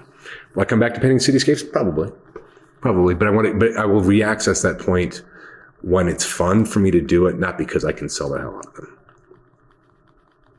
I love that. I love that you elaborated. We have a friend that lives in Australia, Leith O'Malley, phenomenal artist. And, he works for a mining company doing, analyzing samples. And, and he only has to work 3 or 4 days a week, I think it was. And the rest of the time, he's just in his studio making, painting, illustrating, doing his thing, And I love that. I think that's totally valid. And I'm glad that you're like, you wanted to differentiate that, I am a full-time artist. Even though I do this other thing I make money with, I'm still a full-time artist. I'm still, practicing, grinding away and doing the work that I want to do. So I wanted you to elaborate on that. So thank you for doing that. Yeah, totally. Because I think a lot of people feel like, it's one or the other. Yeah, there's one and the other, and it doesn't have to be that way. Or if you have a job that you're truly not an artist, then you've sold out or whatever. Yeah, exactly. Totally. I've had that said to me that I'm a sellout, because I have a job. And it's like, well, Am I? Well, that's bullshit, man. Yeah, exactly. And it's fine. But for some people, like some people don't have and it's not good or bad. Some people just don't have the energy level to do two different things. I am fortunate that I do. So I do, you know what I mean? And like, it's, I always I try to tell my students, like one of the most important things in the art making process is identifying like, what are your peak times? When are you good? Like, the idea of like I can't paint in the morning. I am a shitty morning painter. There's something about the morning. I cannot paint. I cannot paint. I can draw. I'm very good at drawing in the morning. I don't know why. I'm just very good at drawing in the morning. So usually I try to, in my own personal practice, I wake up and I try to draw every morning and try to get either working on a preparatory drawing for a painting, getting something done on my table or my sketchbook every morning. I paint much better from the hours of about 9 p.m. till about 3 a.m. That's my prime painting hours. That's when I'm seeing stuff. My brain's clear. I'm just like, I'm kicking ass. During chemo, I had to kind of do some tweaking. After I took my chemo, I would be done for the rest of the night. And I took chemo at about 7 o'clock at night. So it just kind of took some reworking of the schedule. And when it's interesting in the reworking of that schedule, what I learned is like, I had to learn how to paint from about noon to 5. Right? Did I like it? No, not at all. It became a chore, but sometimes being in the studio is a chore. I mean, like the idea that being a painter is just like, I'm a painter. It's fun. Like it's BS. I mean, like I got to wait for inspiration. Like just go make something. Sometimes you just got to be in your studio when you don't want to be in your studio. But ideally, if you can identify when you're good at certain things, then you can program your life around that. Like if, I'm good, fortunately for me, I'm good at painting from 9 till 3 o'clock in the morning. So guess what? That gives me plenty of time to have a day job because it happens during the day. You know what I mean? Like if you're good at painting from, 6 a.m. to noon, awesome. If you wanted to get a job, you can do an afternoon job somewhere or something. Like we fall into this trap with art making and just artists in general that there's supposed to be a right way of doing this thing. And if you don't do it this way, then you're a sellout or you're blah, blah, blah. It's just such bullshit. I mean, the only prerequisite for doing this game is that you have to be actively doing it. That's the one thing. You got to be actively doing it. And short of that, how you get to doing it doesn't fucking matter. Like it really does not matter. If I can create a body of work by doing a drawing in the morning for 6 minutes a day for 6 years, and at the end of it, I've got a thing. Awesome. I got a thing, or if I, kill myself and I do 18 hours a day for 6 days and get a thing done. Awesome. You did it. It's just a matter of actively doing it. But I think I think it'd be really nice if artists just kind of gave up the way that it should be. You know what I mean? Give up that language. As long as you're just honoring your craft and honoring what you're doing, that's the important thing. Love it. I agree. And I love the pro tip of like figuring out when you're best, what time of day works for you as far as creating or doing whatever it is. I mean, it's applicable to all things in your life, but figuring that out, making that conscious recognition that, hey, this is my time, 9 o'clock at night till 3 a.m. in the morning. That's where I'm most creative. Totally. No, and I don't think we've had anybody say that. Yeah, absolutely. Yeah. And it's funny because like I think it's something I got really aware of it, 7 or 8 years ago. Where it's just like getting ready for a show. I would just notice that like, God, it was so much easier to do stuff at certain times of my day. And then I started like, why is that? And I started experimenting with it for over the couple months and like realizing like, man, I cannot paint in the morning. Why am I physically making myself get up in the morning and do this? Like my brain's not ready. I can't see right. I have to like I paint standing up, and depending on the piece that I'm doing, I'm either actively working kind of quick and big, or I'm working really small. It's like everything's got to work right. The bone's got to work right, and like if I have the flexibility in my life to be able to adjust when that creation happens, start playing with them. Like, okay, yeah, 9 to 3, killer. Now, right now, one of the things is like I'm so committed to like just loving the hell out of my wife, and is that like that 9 to 3 painting schedule doesn't necessarily work now. because I want to be home with my wife and see her. So we're working at, I try to get home around 11, try to paint, 6 to 11 now, and try to make that work. And it works, But yeah, I don't know, as long as we're in the studio. And I've noticed that, like, if I'm not painting, if I'm not creating something, I am a psychopath. I'm cranky. I think it's probably universal too for most people that do this, is like, I know, like, even if I wasn't showing, I would still be doing this because it just keeps me functional in the world in a way that I'm not, I don't know. I think it helps with sanity, right? Yeah. And I think a lot of artists, when they realize that, it's the whole idea, like, it's not that I'm a painter. This is what I am. I am a painter. It's not that what I do. This is I have to do, right? Totally. Yeah. Totally. And also on the flip side of that I always try to, this is going to be true for most people who make art, is like, it can be dangerous in that a lot of us, when we're in these, it's a solitary creation process for painters, most painters. And in that solitary creation, there's a lot of times where, we get that little inner voice going, that little brain that we pretend is that little talk that we pretend is us talking, gets going, and it can get really loud when we're working. And there's times that in that talk, that little loud little, thing can eat you up, and then people don't want to do it. And I find a lot of artists that don't like to be in studios because that little voice gets going. So again, you just got to navigate a way to make sure that turn that off. For me, when I started painting, I get music literally so loud in the studio that you cannot literally hear yourself think, and you can hear it from 3 blocks away when I'm starting a painting, because it is that loud. And that's how I have to start, because if I don't, and that little thing gets going, it'll stop me. It'll bring me to a complete stop, and I'm not creating how I want to create. Yeah, and that little bastard is a bastard. He's a real bastard.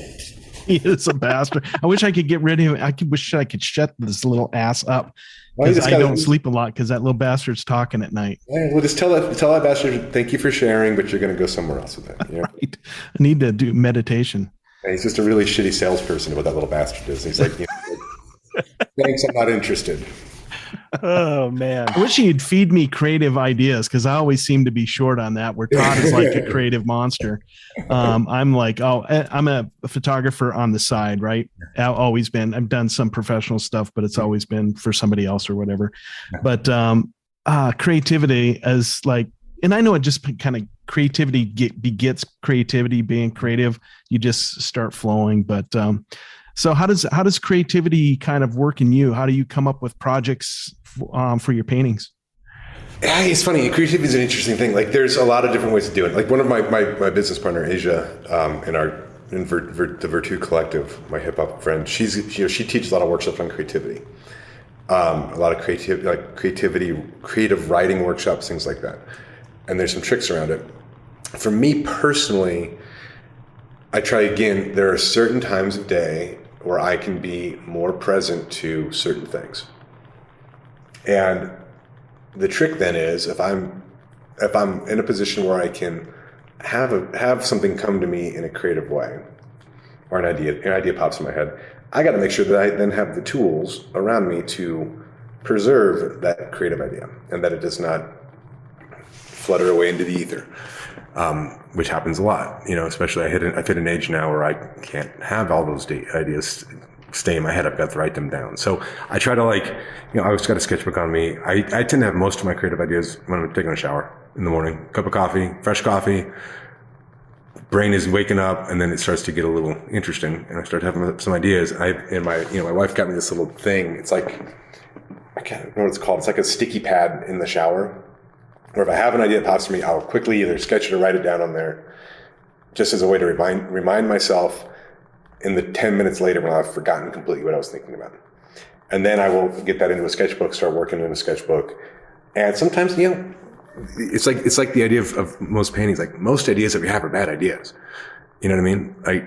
But you got to have those ideas to get to the good ones. You know what I mean? So, like, sometimes you got to work out the bad idea first and go, like, yeah, didn't work. That's okay.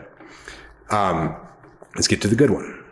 And then from there, like, my basic process in making right now, because it changes. I mean, like, I have a lot of artists talk about like my technique, or not my technique, but their technique or my process is this and blah, blah, blah, blah, blah, and don't deviate. That's all BS. Like I think as an artist, we are constantly growing, changing, experimenting, learning new things. The way I paint now is completely different than the way I painted 4 years ago, which is completely different than the way I painted 3 years prior to that. You know, for me, it's an evolution. Right now, the way I tend to work is the idea comes, maybe write down some stuff around it. Usually I play with a lot of symbol in my work. So I might research some symbols, see what some things mean, see if I can find, you know, an art historical reference around something. And like, oh yeah, you know, this showed up in a Van Eyck painting, or this was here, and kind of like, all right, it's interesting. I constantly look at art, constantly look at what people are doing. If I see art that I like, I will, you know, tag it for myself as reference, just to kind of like remember how, you know, how this guy painted an edge, or how, you know, this guy pulled this big cat into the painting, and just use it as a, you know, a little bit of a compositional idea. Just like you start to see in other work, you know, things that get you moving. From my sketchbook, I'll usually execute a drawing, you know, kind of roughed out drawing, get an idea of what it's going to look like. I'll get my models in, or myself, photograph it, do another drawing based on that photograph that's more just together, more rendered, kind of get an idea of value pattern. And if it works there, then I might move it to painting stage. If it doesn't work there, on the drawing stage, I will maybe redraw it or find a different sketch or a different photo to work from, and then get it onto a canvas or onto a panel, and then start the painting. I work from photo reference. Majority of what I do is photo reference, photo packet, right now at least. So, you know, it's the idea of like, I'll take the photograph, I'll section it out. So I'll zoom into the entire photograph and make it big enough. You know, it's 11 by, like each photograph's 11 by 18. It's not 11 by 18, 11 by 8 enlarged, so I can see what I'm looking at on the painting. So I can color match, I can value match, that type of thing. So it comes to, you know, the creative process happens early. By the time I'm executing a painting, I've already kind of worked out compositionally what's going to be happening. What am I trying to say for myself? Because like I said earlier, like what I am intending for the viewer, like it doesn't matter what I'm intending for the viewer. Now, that is not saying that there's not an intention for myself as I'm creating it, because there's definitely something there for myself as I'm making this thing. Whether or not that comes through and the viewer sees the same thing, I don't care. But as long as I'm trying to be true to what I'm trying to paint for myself, hopefully something will translate to the viewer. But yeah, that's how they kind of get moving right now. Yeah. No, that's interesting. Thanks. I always love to hear people's process. And because I think people, you know, because everybody does a little different. And I think it's always interesting to hear how people do it. Yeah. And I love the way you're doing it and how you think about it. Yeah. Well, you know, with oil painting, there's so many different ways of oil painting. And that's the other thing about oil painting. It's why I love it as a medium. It's my favorite medium to work in. It is such a forgiving medium. Once you learn how to kind of manipulate it a little bit, it's pretty forgiving. And it's just very versatile. You can get it looking like a watercolor painting to something really, really thick. It's just, it goes all over the board. So like it really kind of meets the needs that I want to have in the way that I paint things. And then I got another question I want to throw out at you is, you talk about mentors a lot. So tell me, for you, why is it important to have mentors in your life? A couple of reasons. With like, I'll use Lee, for example, like, and this is interesting because as a teacher as well, like one of the things that's pretty true, and I think this might be, you know, I hate to be gender normative in this statement, but men tend to be so up their own butts in terms of art making that they won't ask for help, right? I could tell you that out of my students, I would say 90% of them are female. I might have 10% men, and they're beginners. Artists that are already painting rarely will come in and work with me, and that's up and down the board. I talked to you know, one of my other mentors. I've asked, you know, teaches a lot. I said, you know, do you have men join these classes? Very rarely, right? So it's interesting because there's an unwillingness. Like it just goes back to like, I don't know, like the idea of mansplaining. Like we're cursed with thinking we know it all, and I'm probably coming across that way in this podcast. I seem like I know everything, right? It sucks, right? And there's times you got to stop and shut the fuck up and realize you don't know anything. And if you see somebody in the world that's doing the thing that you want to do and doing it at a much higher level than you are, fucking ask that person how they do it. I mean, it's that simple. I mean, like, so like, yeah, that's why I have mentors. That's why Lee to me is one of the most accomplished painters on the planet. Her process blows my mind. And she's also incredibly humble, a great teacher. She gives a shit about you. And why wouldn't I ask this person to help me get to a place I want to get to and like kick my ass? And that's the other side, is that, a good mentor will kick your ass and hold you accountable in what you're doing. There is no like, oh, that's great. Pat you on the head. It's great. I try to do that for the people that I mentor. Like I mentor quite a few artists. And it's a lot of accountability. Like, are you in your studio? Are you painting? What's your goal for the week? In 6 months, I want you to have submitted to these 4 galleries. In 7 months, I want you to have submitted to this publication. Like what is your plan of attack? And my job now is to hold you accountable in that plan of attack. And I'll show you how I get there. That's why it's important to have a mentor. I mean, to pretend that we're out there trailblazing this shit is stupid, because like it's already been done. As art, like, one of the most important things that you can realize as an artist is that like all of it's already been done. There's nothing that we're doing that's new. Accept that, embrace that, love that, and like realize that if somebody's already done it, they're probably already doing it better than you. And if they are, cool, that's great. Ask them how they do, how they got there. What is their way of getting better? And then have the goal of, I just want to get better. Tenet wants to acknowledge our media sponsor, New Magazine. That's NUE. You can follow both the national and the Denver edition of New Magazine on Instagram. The national edition can be found at new_magazine, and the Denver edition at new_Denver_magazine. And I want to share with you something very exciting. Check out the newly launched New Denver Gallery Guide. Look for the signage that says New Denver Gallery Guide that has a QR code. Scan it with your phone, and you have instant access to a comprehensive digital guide to Denver's finest galleries and exhibitions. Find this QR code in your favorite gallery, hotel, or coffee shop as you visit and explore Denver. Thanks for listening. I'm Brett Andrus, and you're listening to the Tenet Podcast.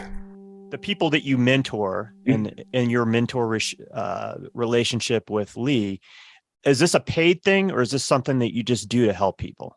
It just kind of depends. Usually it's paid.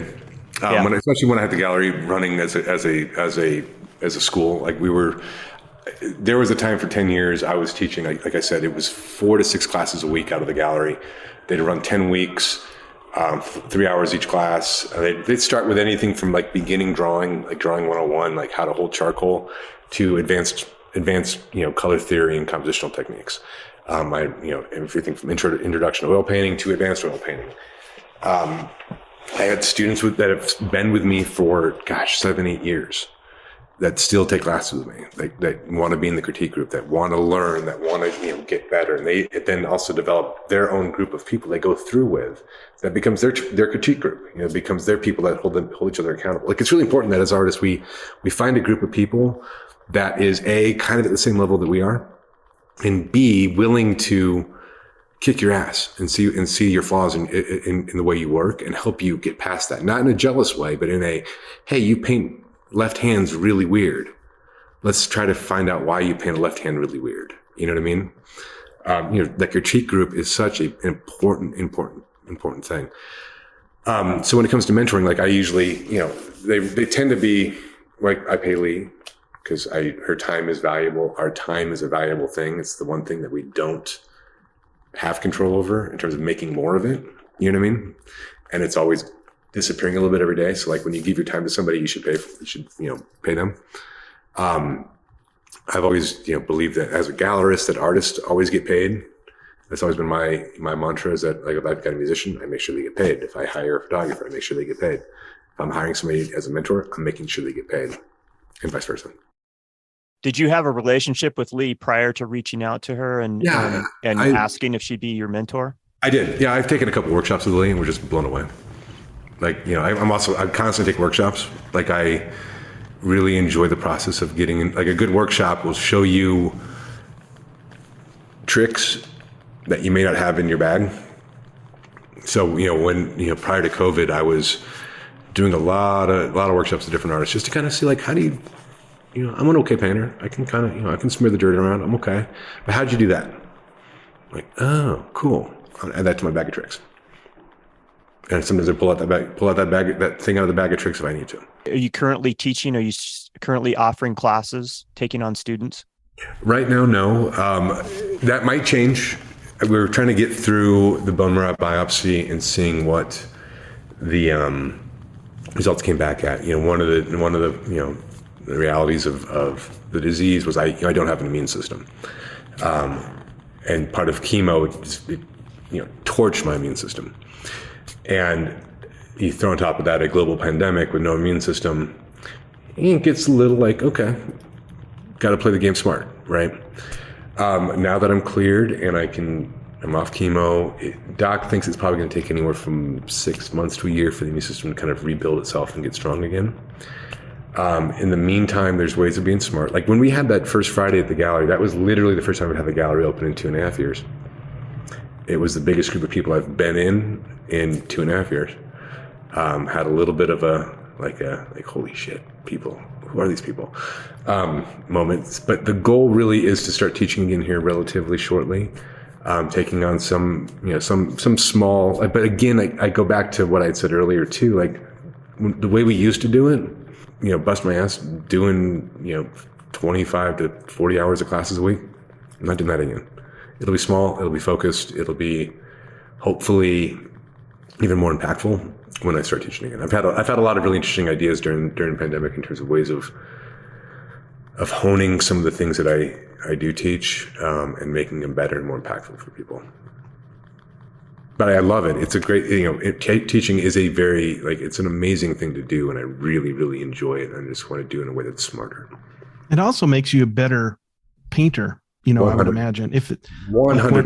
Yeah. 100%. You nailed it. I mean, there's nothing better than sitting in front of a classroom, doing a demo in a way that you haven't painted in probably 7 years, and cold sweats, oh shit, I have to do a live portrait session a la prima in a way that I haven't painted because it's how they need to paint right now, how they need to learn it. I haven't done this technique in 10 years. All right, here we go. How does this work? And and being willing, realizing I get done with a lot of these demos and it's just holy shit, these are awful. What am I doing? So I have to get my ass back in practice and okay, got to build this again. Got to build that skill again. So it does make you makes you better at your craft. Plus, I always feel like when people are asking you questions about hey, why do you do it like that? Or, how do you do that? It really makes you stop and think about, because a lot of times you have that foundation, right? And it's not like autopilot, but you don't have to think about it. Yep. Right. So when you get asked those questions, you're like, yeah, why do I do it like that? Okay. Yeah. I remember why I do it this way. And you're able to explain it. And it kind of sets your thought process, sometimes on a different path, because it kind of opens you up again to okay, what are these things? What are all these tools and why do I use them this way? Totally. And you can also in that same mode, oh, I'm doing it in a really dumb way. Yeah, why do I use this? I don't need this. It's real dumb. Let's get rid of it. It very much, it's one of the cool things. I was teaching at the community college the summer before the pandemic, and talking beginner students, and a big group, because I was teaching out of the studio before. I'd have, biggest group I would do in the studio was about 8 to 10 people at a time. I had 30 kids in this class, which is holy shit, okay, I got to entertain 30 kids. Whew, here we go. And, halfway through these demos, I'm picking up stuff all right, why do I do these things this way? I can get rid of it. I can trim it down. I got to keep these people involved. I got to keep them. And what can I teach them in a more, what are things that I would spend 2 weeks trying to get people to understand that I can condense into try to get them to understand in 10 minutes that they can then utilize immediately instead of trying to build on it. And it was really, it was profound and great. And the students at the end, it was just really great to watch these people who had never not only held charcoal in their life, had never touched a brush or held oil paint in their life. At the end, making things that are I'm going to give this to my mom. It's a painting of myself that I did, and it actually looks like me. And it's like, it sure does, son of a bitch. Give it to your mom. Mom's going to love it. You know, and they're like, and like, can we do it again? Like, we'll see. Cause I'm a painter now. I'm like, you're getting there, you know, but they're willing. And it was really cool because a lot of the beginning students, and I love teaching beginning students, is like, they come in with such a, without any ego. Like there's no, like, I'm an artist ego, because teaching artists is sometimes really hard to do because they have such artist egos. And you got, and I've had to learn that myself, like, you know, being a human that enjoys taking workshops and learning from other artists. Like, I remember the first workshop I took, it was with an artist a couple of years ago, and it was just like, I was such a dick in my head as like, I'm sitting there like listening to this guy who's a great painter, and sitting there like, that's stupid. That's a dumb way of doing that. Oh, that's dumb. Why does he do it that way? That's dumb. And I caught myself like day 2, I'm like, man, being an asshole in my own head about this, and it's completely checking me out of being here with a really talented painter. Stop. Pay attention. You know what I mean? And you sort of like, okay, why am I here? I'm going to learn this thing and get better at my craft. So I don't know. And I think that goes back to my jibber jabber a couple minutes ago about like why it's harder sometimes for men to really allow themselves to learn stuff. Yeah. You know, you got to be open, man. 100%. And it's like I tell my kids all the time, it's like, don't ever walk into a room and think that you're the smartest person in the room, because as soon as you do that, you've closed yourself off to so many opportunities and experiences. You know, if you think you're the smartest person in the room, you're not listening to what other people are saying, and they might give you that little tidbit, that gem that, you know, that might be the catalyst for something huge. Yep, 100%. I mean, on the planet right now, there are at least 1 million people that are doing the thing that you're doing, but doing it better than you. And that's okay. Yeah. It's not right or wrong. It's just the fact, you know?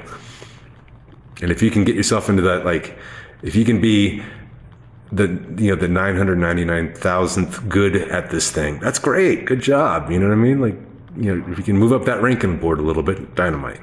Yeah. I love that. Love that attitude. Yeah. Let's talk about some of these cityscapes. Sure. Specifically this one, the Cloud Factory, which is sold. It's a large piece. Do you always work large when you're talking painting? I tend to. It's interesting. Like I had a professor back in college that still sticks with me. This one, it's like he says that if you're not selling, paint it bigger, and if it still doesn't sell, paint it red. I don't know why that sticks in my head. So, like, you know, there's times I tend to enjoy painting larger just because the process is a little more fun for me. You know, with these cityscapes, a lot of it is, you know, I paint with a bigger brush. I paint with a squeegee. Paint with just a bunch of different weird little tools, just trying to, you know, get texture and mark and value with them. And it's like this one I think was 48 by 48, I think, or 40 by 40. Yeah, 40 by 40. Yeah, and like so, a lot of the cityscapes are that big, I've done some smaller ones. I've done some as, you know, I was working on a show that never saw fruition because of COVID, but it was I was getting some work out to France, and there were all these tiny little paintings. I mean, like 4 inches by 4 inches. And I had to do 40 paintings. They wanted, you know, they ranged from 4 inches by 4 inches to 6 by 6 inches to 10 by 10. And then the biggest painting I was going to be able to do was 12 by 12. So like it was and they wanted cityscapes at 4 by 4 inches, which became a very different way of working. But I still trying to maintain the same kind of, like, you know, just handling a paint material. Like I had to come up with making tiny squeegees, you know, because, like, you know, using my big squeegee wouldn't work on a 4 by 4 inch painting. So I had to make little squeegees. I had to, you know, take the bigger brushes and make them into smaller brushes, essentially, and try to work with the same energy and not allow myself to, you know, get into the thing with a tiny 2-hair brush and just, you know, kind of work that way. So it was a process. Now, you know, this is a painting of our, which I don't think it does this anymore. This is our downtown Colorado Springs has got it's got a big flower plant at the right south part of downtown Colorado Springs. It's been there since I've been alive, and we used to, you know, I grew up calling it the Cloud Factory because that's, one day I drove by and it's just, you know, just kicks these giant plumes of smoke into the world. I don't think it still does, and I think they've since moved from coal to natural gas. So I don't think it makes these giant plumes anymore. I might be wrong, making that up. But yeah, it's just a painting of a really iconic little downtown Colorado Springs thing. I love how you captured it. I love, the way you see light, and especially, a nocturne painting, right? Mm-hmm. That's got to be difficult. Yeah. It's just, it really, when you're working on a painting like this, it's really just about thinking about value, letting the light and dark be its thing, color, pay attention to color. And it's, ultimately like trying to, like, to me, my favorite part of this painting is the car coming up the road with the headlights. That's really fun. I love like if I'm painting in that, in a nighttime environment, I like the word nocturne. That's a very nice little word. How light plays in extreme dark is really cool. Absolutely. I mean, these plumes of smoke coming out the stacks and how they reflect light back into the surrounding area. I love that. I love looking at that at night, Thanks, John. Yeah, my favorite part of the painting is the blue, the kind of the blue, light blue up in the upper left. Yeah, up in that area. I just love the way that looks, as it, I don't know, contrasts with the rest of the painting or whatever, or brings interest to it. Well, thanks. And I think, with us, you get this in Denver, I'm imagining, like when, that time of night where the sun's gone down, but you still get that like blue glow above the mountains. That's one of my favorite, Colorado's gorgeous. I mean, just flat up, we are very fortunate in just to be able to walk outside and see really some of those beautiful, beautiful things on the planet on a daily basis. And just trying to pay attention to things like that. Let's talk about another one. I like this painting as well. This one's called Now Boys, and this is also 40 by 40. Mm-hmm. Is this also from Colorado Springs? Yeah, this one's in Colorado Springs. It's actually behind there's an alley. The nightclub is called Cowboys. And I don't know. I just wanted to change the name from Cowboys to Now Boys. It was fun. It was like it had been snowing. I think that night I was downstairs I was in the studio painting, and it's probably like around 2:00 in the morning, and we had gotten about 1.5 feet of snow. So, it's one of those magical moments where you get to walk out into the city when nobody else has stepped on it yet, and walk around and just take a bunch of photographs of the 1.5 feet of snow on the ground and getting a chance to see how, again, light plays on snow at night is just fun. It's, it was cool. And it was I think I do a lot of paintings with alleyways because I just think alleyways are really they're interesting. I think they're really, there's something about them that, like, my gallery and my studio are in an alleyway. So I spend, half of my life in an alley next to dumpsters, which is in the wrong context, a bad place to be, But I just got an affinity for them. I also have affinity for alleys, and it's hard to find a good alley these days in Denver. Yeah. I noticed when I was walking around Colorado Springs downtown, you guys have some good alleys, and our alley is definitely one of those alleys. I mean, you walk, I didn't know exactly where I was going. I just kind of had general idea from the directions. I was, trying to take it all in at the gallery and half listening to directions. Yeah. But I remembered, generally where it was at, and I'm like, well, I'll just start walking alleys until I find this place. Yeah. And I turned the corner and like, oh, yeah, I like this. Yeah. This is my jam right here. Like, I know something good's in here. Yeah, it's cool. And especially the alley has been like, where our space is, we call it the Arts Alley. There's a lot of great businesses actually within the alley. So we've got our space, Bosky Studios. We've got Virtu Collective, which is our other space next door. One of my favorite bars in the world, Shame and Regret, which is the best name for a bar ever. Right across the alley from us. They do just cocktails, and and I actually have a lot of work in that bar just because they're neighbors, and I just like get it out of my studio. I'll put it in there. We've got Tattered Cover just opened up, which is 3 doors down from us. We've got a great tattoo parlor in the alley. I think it's its own little weird little ecosystem, and it's fun to watch people come down the alley for the first time because again, alleys are one of those things that most people are trained not to go down. And And at first, like when we first opened up, our alley was definitely that alley. You don't go down this alley. And it took a lot of like time with the city to get lights installed, and we got our rope lights that span the alley now, and that's the place you got to be, and especially when we're doing a First Friday, it can get big and awesome and weird, and it's great, and you're hidden. So the storefront is actually in the alley? We have no storefront. Yeah, our front door is in the alley. Our little building is located behind the actual like front-facing businesses. There's a little parking lot where our two little weird buildings are. Like we originally, I think,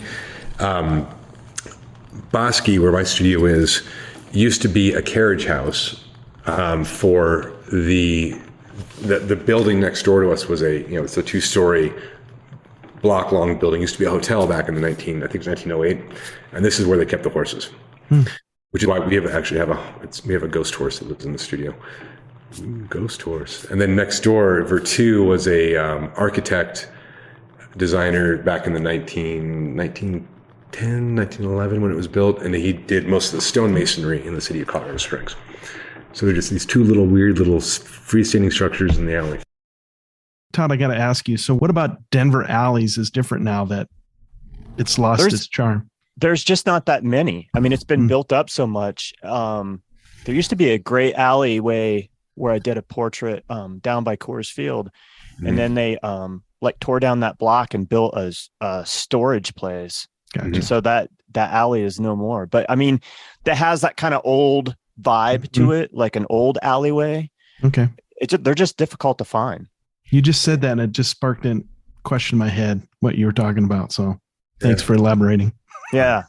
Yeah. I like a good alley. Yeah. And let's talk about one more. This one too. Yeah. Oh, that's nice. That one's Denver. Well, you found a good alleyway then, man. I did. Yeah, I found that one up in Denver. That was, gosh, where is it? It's like, I used to live in Denver, and I've blocked it out of my head.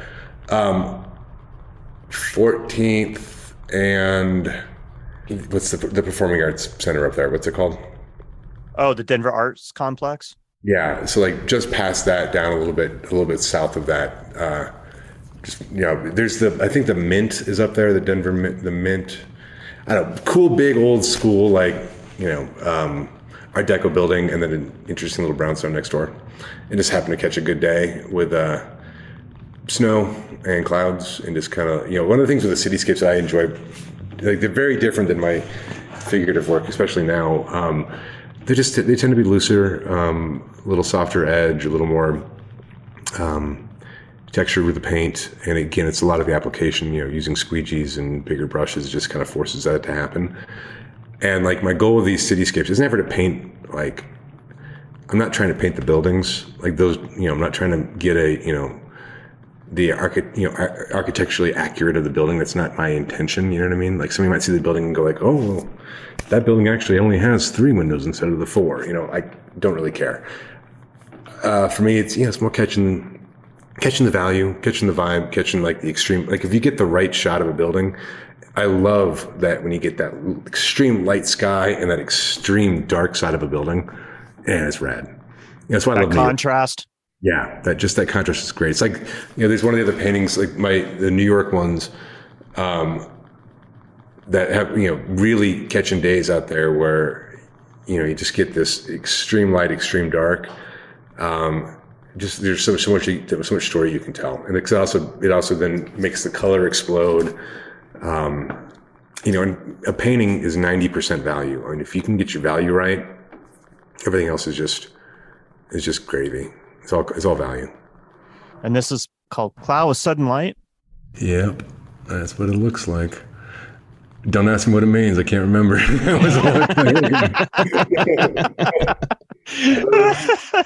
That's funny because I was expecting you to just jump in there. So yeah. So you're trying to capture just really that emotion like you talked about before, right? You're not totally. This, and sometimes I'll get a figure in it. Sometimes I won't. Like this has got a figure walking by real quickly, and part of the fun of these cityscapes, for me, the enjoyment of it is like finding them. I am not a photographer at all. I work from photo reference. I am the shittiest photographer on the planet. Like I can barely make my camera work.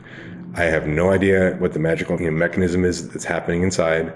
I know enough to be able to like drop it into Lightroom and then fuck with it. That's what I can do, right? But I'll run around with my camera and just try to catch, turn the knobs until things look cool and then shoot something with it. You know what I mean?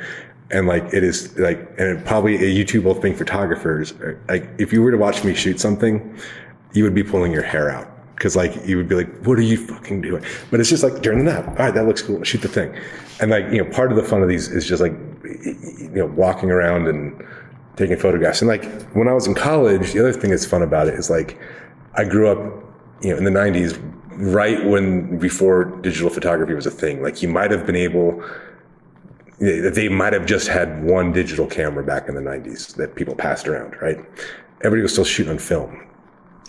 And a lot of my best friends were photography majors. And we would, I'd spend a lot of time going on shoots with my friends. And there was such a reverence for like composing a good shot. If you're working on film and like it costs money and it's limited, like I couldn't have worked back then because my job is like, like shotgun the thing, go out there and just take 1,000 images and hopefully one of them might turn up.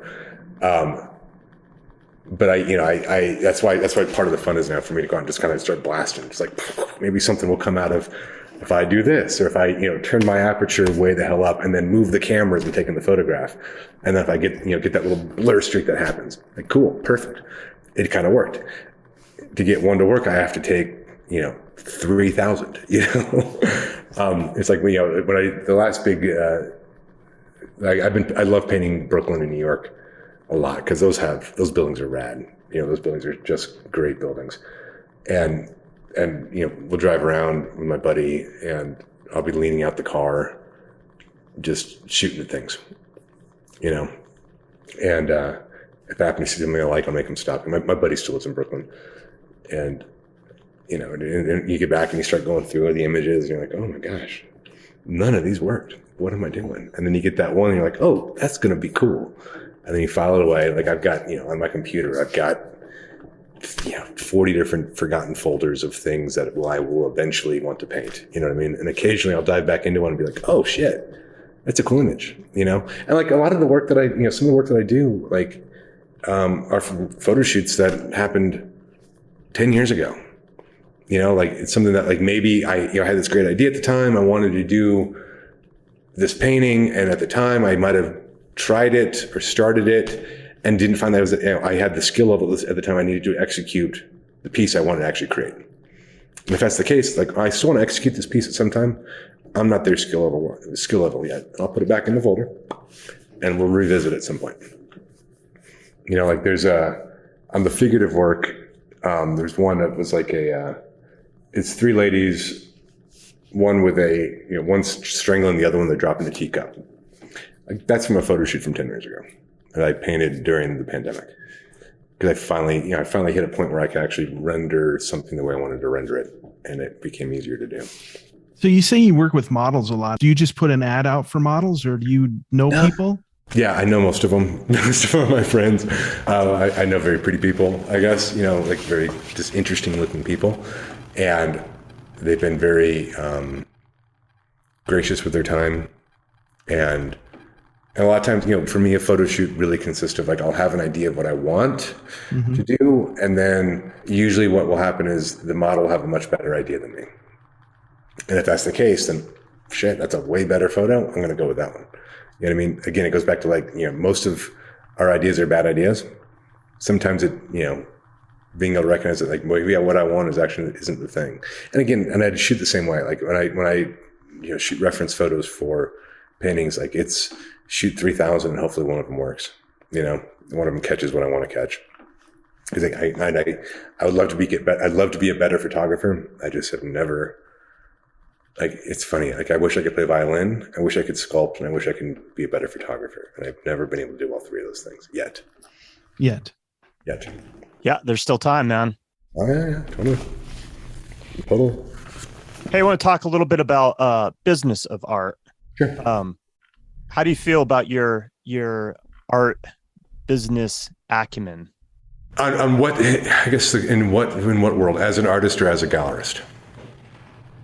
Good question. I guess first and foremost as an artist.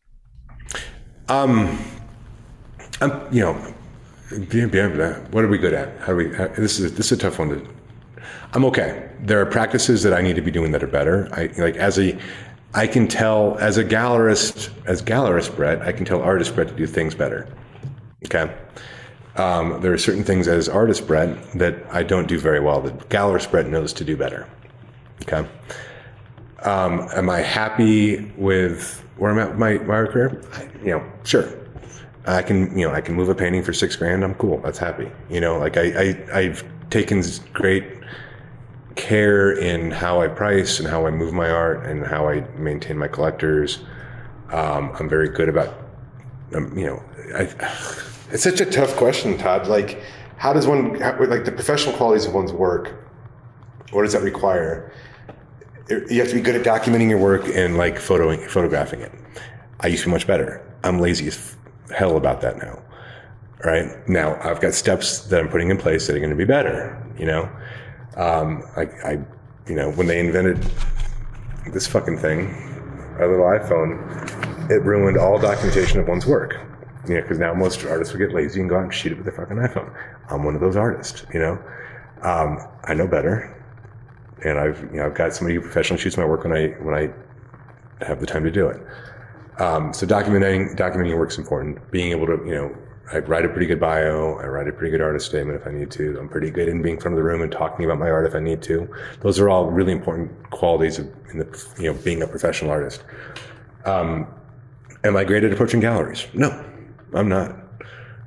Because I think part of it is because I'm a gallerist. I know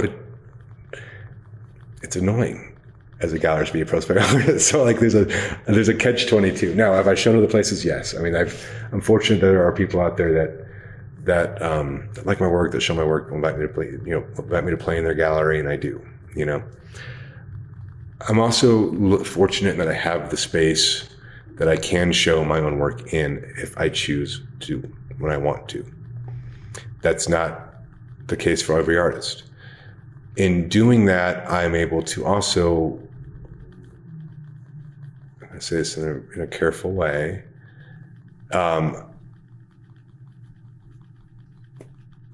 it's a blessing and a curse having your own space that you show out of occasionally. Like, I don't only show my work out of my space.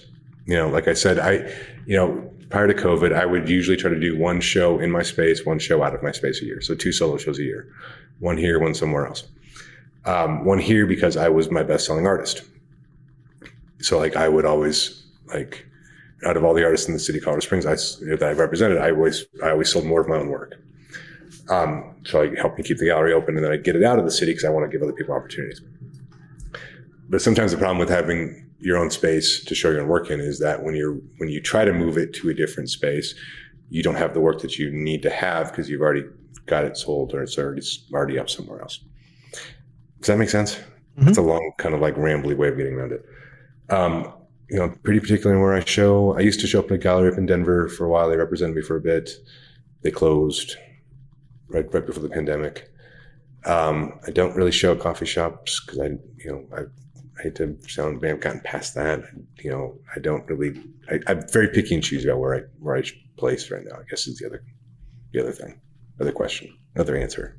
Well, isn't that the evolution of a artist anyway? You maybe start in a coffee shop or something like that, and then you move to. Totally. Like I use it. Like I use the basketball analogy for that too with my students. The basketball analogy is like you start playing basketball, you play in your park, you play in your driveway, and then once you're good enough to play in a pickup game at the park, you do that. Yeah. And then if you get really lucky, you might be able to play like on the local high school team. And if you get better, and like you play high school basketball, that's like there's very few people playing high school basketball.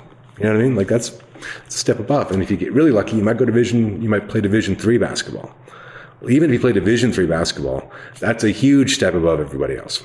And then you get to Division I, college basketball. That's like few. And if you're lucky enough to make the NBA, it's 150 players a year that do that. You know what I mean? So like you try to build that little, and like I tell my students, like, if you're good, like within your community, if you are a quote unquote high school level player in your community, you've done well.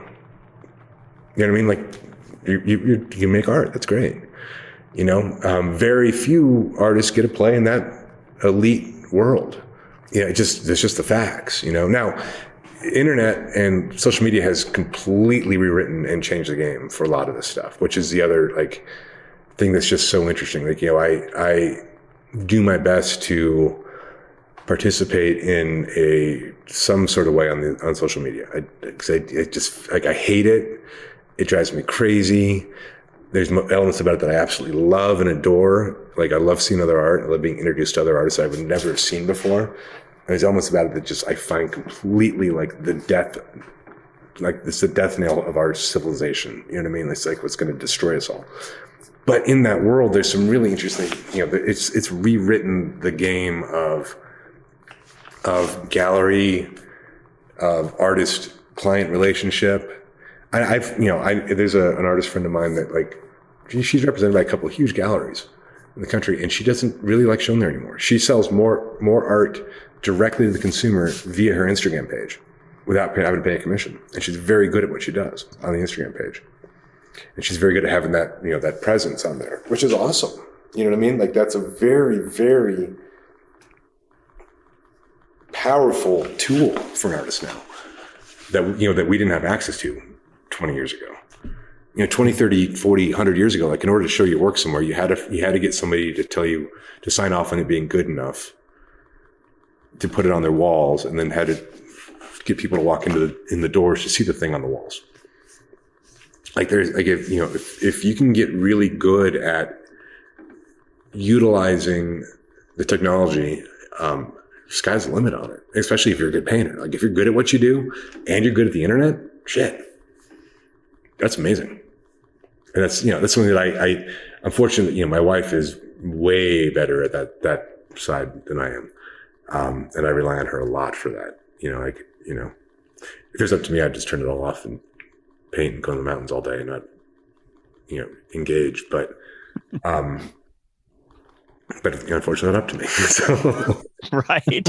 It's the world we live in. It's the social media thing is a double-edged sword. I mean, it is a phenomenal tool. And, you know, we've talked to plenty of artists that, you know, it has been a game changer in their art career because of Instagram and other social media platforms, mostly Instagram. But yeah, I mean, you can't say enough about it. But at the same time, I'm with you. Like, if I didn't ever have to make another post or do any more social media ever again, I'd be fine. I'd be very happy. But it's a necessary evil. Yeah, it's interesting because I think at some point I would love us to. I think there's going to be a point in our history we're going to look back on this time, like we do on photographs of children in the 1930s with cigarettes, and be like, "Wow, we let our children smoke cigarettes in the 30s. That seems really dumb." We're going to look back at this time and go like, "We let our children do this TikTok thing? Huh? That's really interesting. They let them do that, huh? That just seems crazy. These people are insane, you know?" So, have you sold a fair amount of work, or do you sell work off social media? On social media, not so much. Sometimes, like the other trick of like the social media game and like the internet game is, like, it's also become one of the biggest little spots for scammers to hit people. Like with the good of the internet and the good of Instagram, there's also the bad. Like I have been scam purchased 5 times, where like, you get that email and it's like, "Hey, my wife," I guarantee you every artist that's listening to this has had this email. "My wife saw your work online. It is the anniversary coming up. I would like to get her a piece. How much is your works? I saw them on your internet." And you're like, okay. And sometimes they're better worded. And like the ones that are well worded are the ones that become, like, huh, interesting. So for example, I had, it was a couple of years ago, I got this email. It's like, "Man, I saw some work, really like it, like this piece. My wife loves it. I'd love to buy it for her. Do you ship to New York?" I was like, "Oh yeah, totally." And we started talking, and we just via email conversation. And he sent me a check, and the check had one too many zeros. And I was like, "Well, that's interesting." So I hit the bank. I'm like, dude, your check has one too many zeros. It's like, oh shit, my assistant effed that up, and go ahead and just deposit and send me back the difference. And that's, being in the financial world, I know better than all that. You know what I mean? But I'm like, oh, fun. And it was funny because he'd already sent me the address of where to ship. He wanted me to ship it before he actually sent me the check. I told him I wouldn't. And like I looked up the address before I shipped it. It's a real house in upstate New York, in a very wealthy, affluent area in upstate New York. I'm taking the check to my bank and saying, hey, this is a scam check. Let's do some digging. And they ended up calling me in. And sure enough, it was a stolen checkbook from, the CEO, and it was a scam check. And that's the trick with online purchases right now is some of that stuff is like, you got to really navigate. Is it real? Is it fake? I try to, if I have an online purchase, it's a conversation. I'm like, yeah, we'll have to talk, in order for me to sell something to you, I want to chat with you. Yeah. Especially a significant piece. I want to know where it's going. You know what I mean? Like, if I've got a piece that I, spent 140 hours painting, I kind of want to know where it's going, and, so like, it's a tool that I've sold work through the internet. I sell most of my work in person. I'm personally better, just being able to sit there with a viewer and walk them through it. And I think my work, being aware of how your work also displays, like my work is better in person. It just is. Some people's work is better online.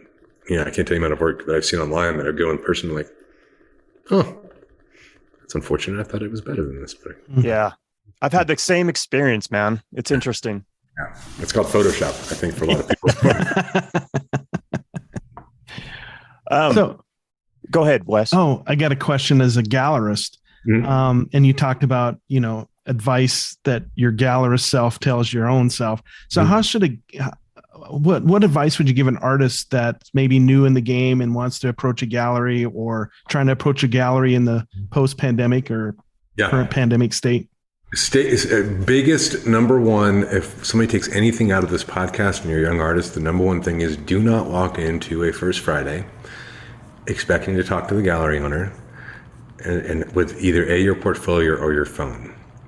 Because A, they're busy. B, it's rude to expect to stop the gallery owner or the gallerist or the curator in the middle of this opening and like at a show for another artist and try to dig up your own work.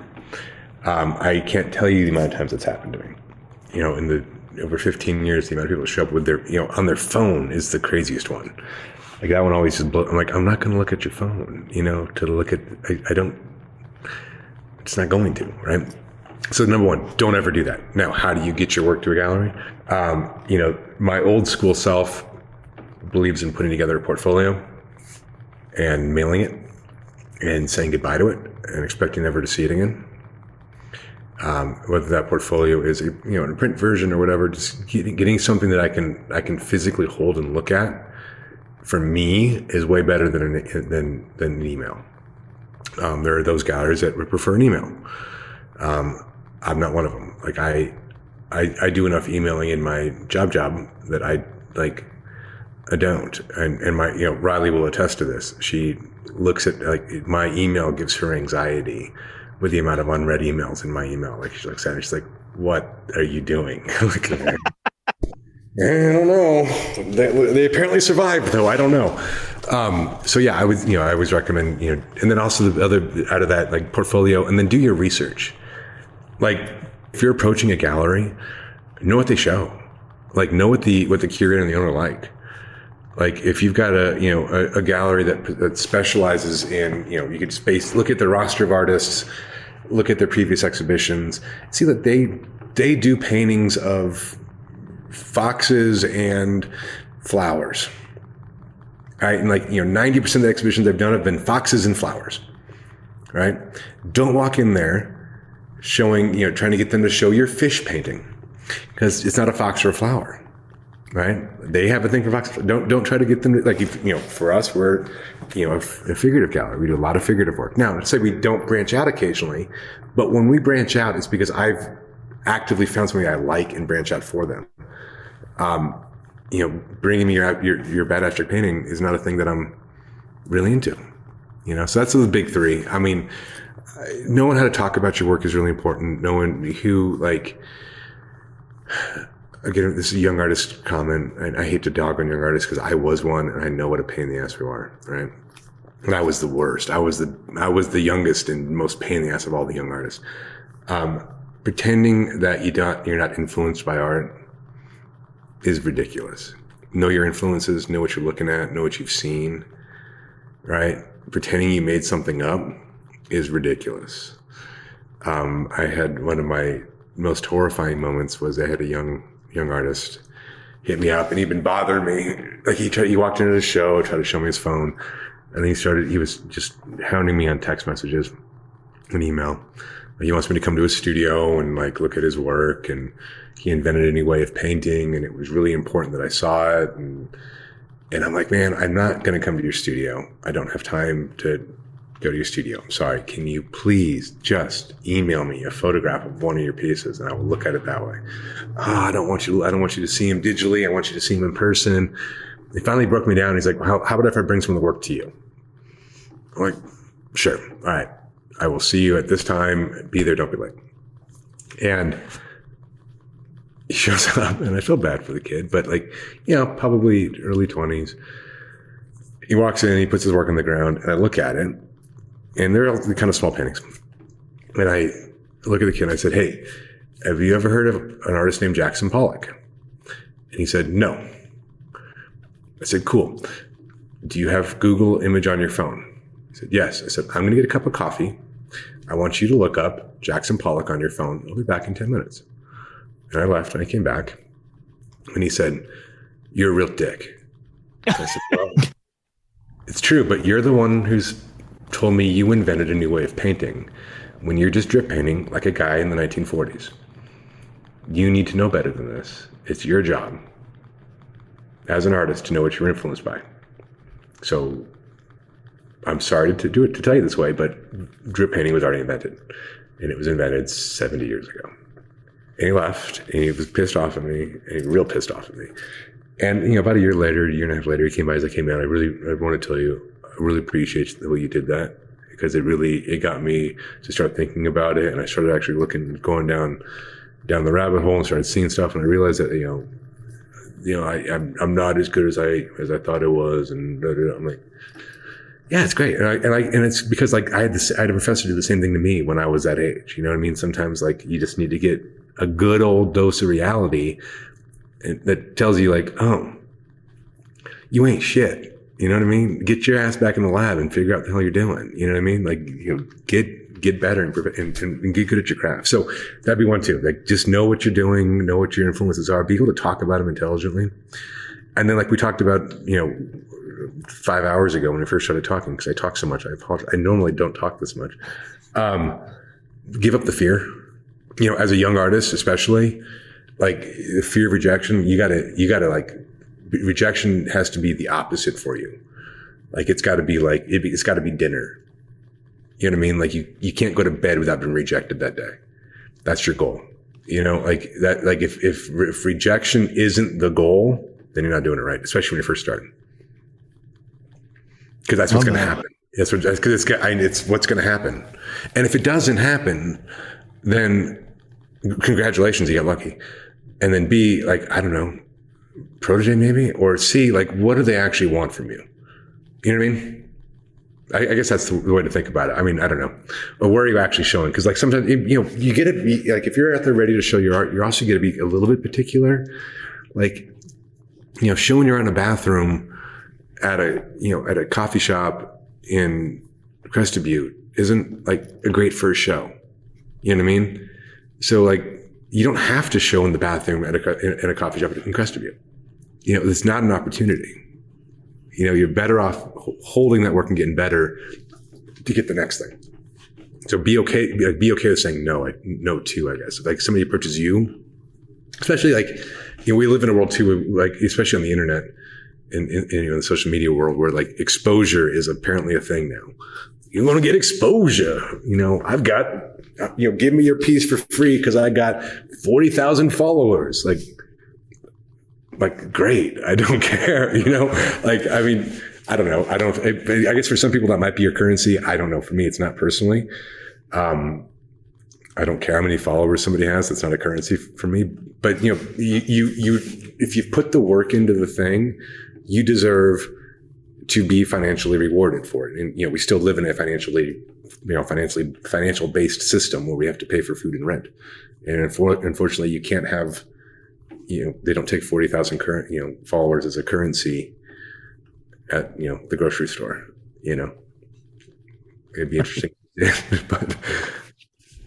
I guess that'd be the four big ones, I would say. Yeah. No, I think those are great. And we had an artist say, that somebody said the same thing about, having exposure. And he said, people die of exposure. What are you talking about? That's great. That's great. I love that. People die of exposure. Yeah. I knew you were going to pull that out. I'm glad Thanks. You did, Wes. Yeah, no doubt. No doubt. That is a great line. Mm-hmm. So do you have a formula for pricing your art? We ask this question a lot. Yeah, kind of, yes. And like again, gallerist side and my art side, Mimo side, my side, two different sides. As a gallerist, what I try to tell young artists is, your job as a young artist is to make work, okay? And if you are able to sell some of that to survive, awesome. Because your job as a young artist is also to be seen. Okay. As a gallerist, I understand that most times, if I give somebody their first show, I'm usually not selling much of that work. Just what happens. I might sell one to their mom, and maybe another family member, maybe a friend, right? But what I want to see is, I want to introduce this artist to one of the people that collect. I know they're collectors. I say, hey, look at it. This is somebody coming down the pipe. Check this person out for a show. And if I see them, they might take note of them. And then that's when I say, all right, boom, this is where this is going to go eventually, right? I want to put the first show. I want that work to be priced to be able to move, where people can buy without thinking about it. I always tell artists that you'd rather have 10 paintings that you sold for $100 in the world, more than one painting you sold for $1,000. Because 10 paintings for $100 is now 10 paintings in people's houses that are having conversations about your 10 paintings. Right. That's then when people can walk into a place and go, oh, I saw this guy's work at my buddy's house. The more work you have out there, the easier it is actually to sell out of a gallery to an extent, to a point, right? Then it starts to do the opposite.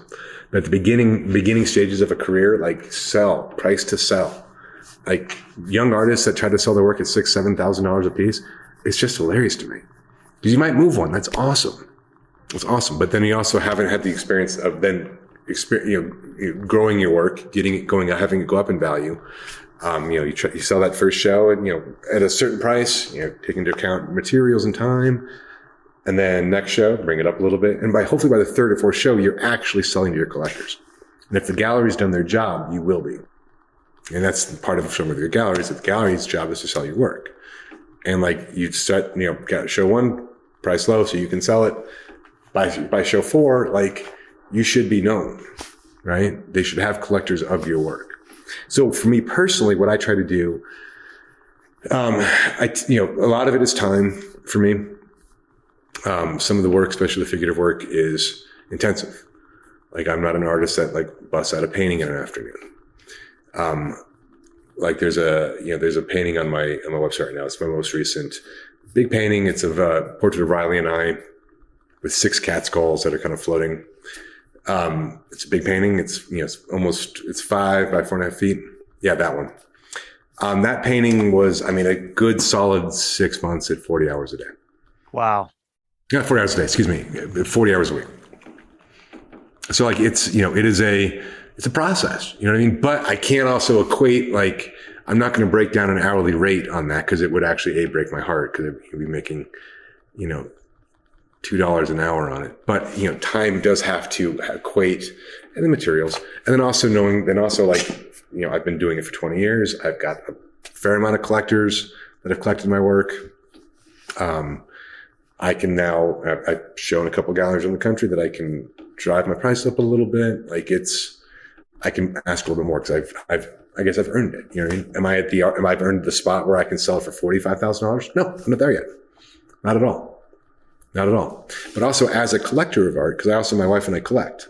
We have quite a collection of work. We collect mostly work on paper. And we've got a dynamite collection. I appreciate entry-level spots and being able to grow and watch that artist grow and then collect more of their work. Like, the artists that I collect the most, I have like, gosh, at this point, 7 or 8 Kent Williams paintings and drawings. My favorite artist to collect. I've been collecting his work for 10 years now. And it's cool to be able to watch his prices go up. I bought my first piece here and now I can't touch them until they're here. You know what I mean? So watching it grow is important. It's great. It means that, and it's also like, the other thing that collectors will do is that at that first show, they'll make note and then they'll want to see the second show.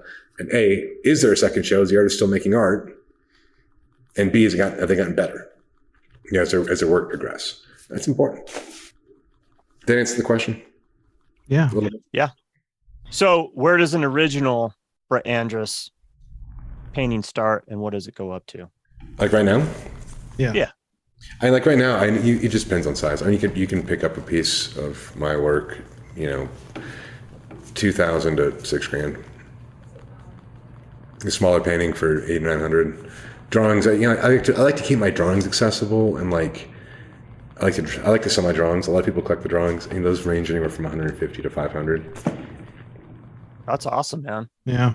So you have something for everybody, really. That's kind of the goal, I guess. My work also it moves the size range. Like I've got, if I got a smaller cityscape for a couple $100, there's a good chance that I was experimenting, kicked that out on the weekend, and I might move that for a little bit faster. And I've actually got that body work I mentioned earlier, all the small paintings that we're going to go to France. I'm probably going to be showing that here at the gallery here pretty soon, just to do a weekend small work show. And probably have to move because it's just taking up space. That's the other thing too. You do this game long enough, like I said, if you can sell 5 to 10% of what you make, awesome. That leaves a lot of stuff that's not sold. So eventually, then you got to get that sold out of the studio in a studio cell and just try to make space. I love this piece that we have up right now, that Yesterday's Magic, Continued Life Through Science. Mm-hmm. And that was the title of the show that I saw in June, correct? Yep. Talk just a little bit about this piece without giving too much away. Yeah, it's, the painting's really, it was a photo shoot during the pandemic. So just kind of working with what we got. You know what I mean? So that green couch shows up a lot. It's also we did the photo shoot right before I started treatment for chemo. And, so the painting is really, it's a combination of about the process of going through treatment, going through chemotherapy, through the idea of health through science, the idea, in the title, yesterday's magic is tomorrow's science. I mean, it's, the stuff that we have today, if we pulled it out 100 years ago, it'd be considered magic. My treatment that I went through didn't exist 4 years ago. You know what I mean? And also, it's also in the, looking at the last 2 years, the fracturing in our culture of what is considered science. When we went through this pandemic, it always kind of floored me that half the population stopped believing that science was a thing. Yeah. You know what I mean? Legit. There's a big section of our, culture that lives in our country that think that science isn't a thing anymore. You started seeing the rash of flat earthers pop up and anti-vaxxers and things like that. And I'm always just kind of left with a feeling of just crap, what are we doing? I feel like, we're 3 years away from being back in the dark ages where they're burning people at the stakes, for practicing magic, So that's kind of what this is.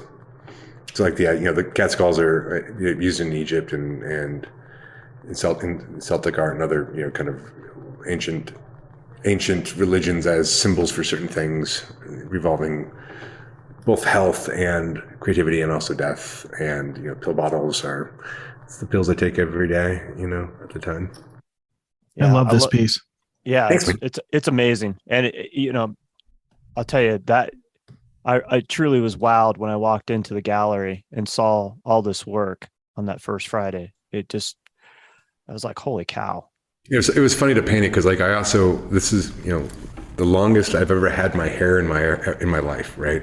Oh, really? And there's moments where I feel like I feel like, European Renaissance Jesus sometimes when I catch myself in the mirror. Or if I catch in the right light, I'm like, oh my God, Renaissance Jesus.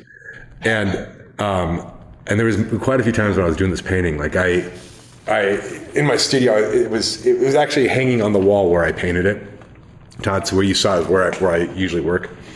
And I'd be painting with the front door open, and the amount of people would walk by and see this thing and be like, is that Jesus? It was hilarious, especially because in Colorado Springs, it's still a thing here. There's a pretty big north part of our city is very still conservative in that way. Focus on the family. Yeah, I had some people who got like, "Are you painting Jesus?" in a very mean way, in a very like offended way. I was like, "Yeah, maybe." How does that make you feel?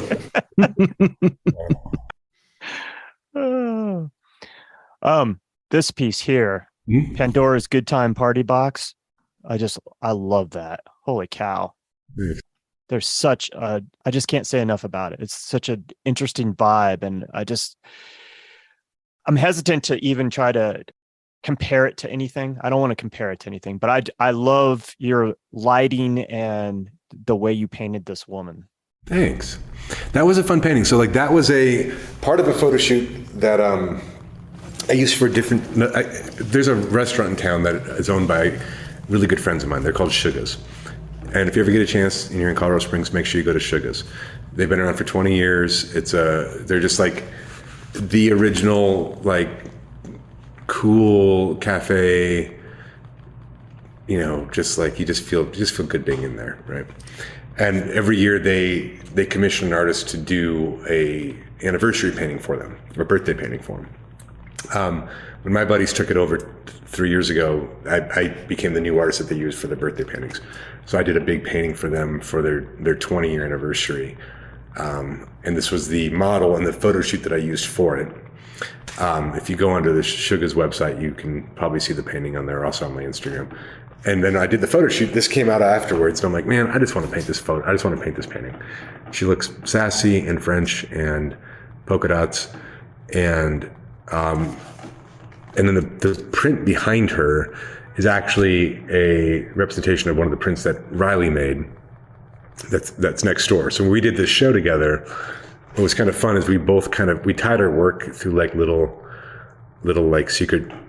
There's little ties between her work and my work. They go back and forth. And this is one of them where like, next door, there's a whole geometric print that she did that I worked into this painting.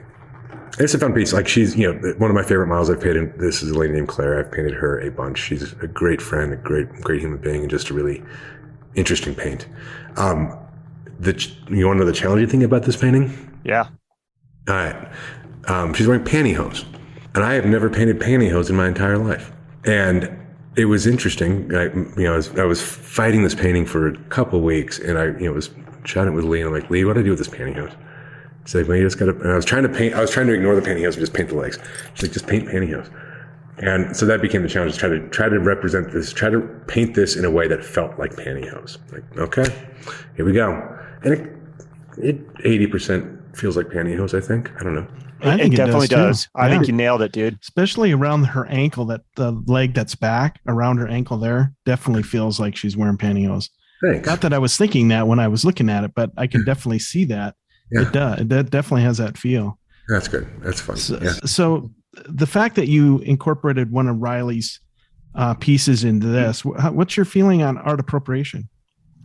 Well, I think that's a really good question. So art appropriation is,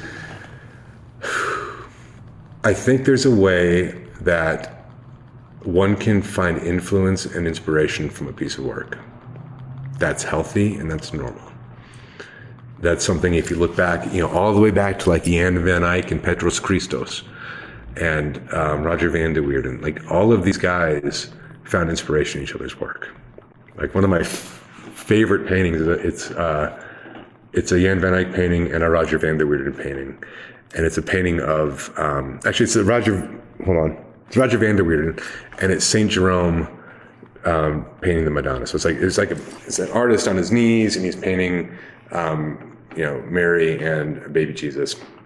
And he's wearing this really distinct red robe and a little red hat. He's got a little fro. About 10 years later, Pedro Christos did a crucifixion or Descent from the Cross painting, and that same figure shows up, like, boom, like identical. And you're like, okay, interesting. Well, it makes sense back then because like they didn't have Google images back then, right? All you had was to be able to see the other guy's art and go, okay, this is a representation. In today's world, it becomes problematic as fuck, and it's something that like you really, really, really, really got to pay attention to as an artist, right? If you are influenced or find inspiration in something, awesome. Nothing wrong with that. Like I find beauty in so many paintings I look at. And there are so many artists that I follow that I absolutely adore. And there's elements of the work that I really, really love and try to work into my work. There's like, Kent Williams is one of my favorite painters on the planet. I love his ability to utilize both the figure and abstract expressionism and just like these big textures of big swaths of texture and pattern and color. Love it. I pull that into my work all the time. Now, am I stealing it? No. We have two different ways of working with it, right? I'm not painting his subject matter. I'm not copying a painting of his. That's where you get into problems. I mean, like, wasn't there?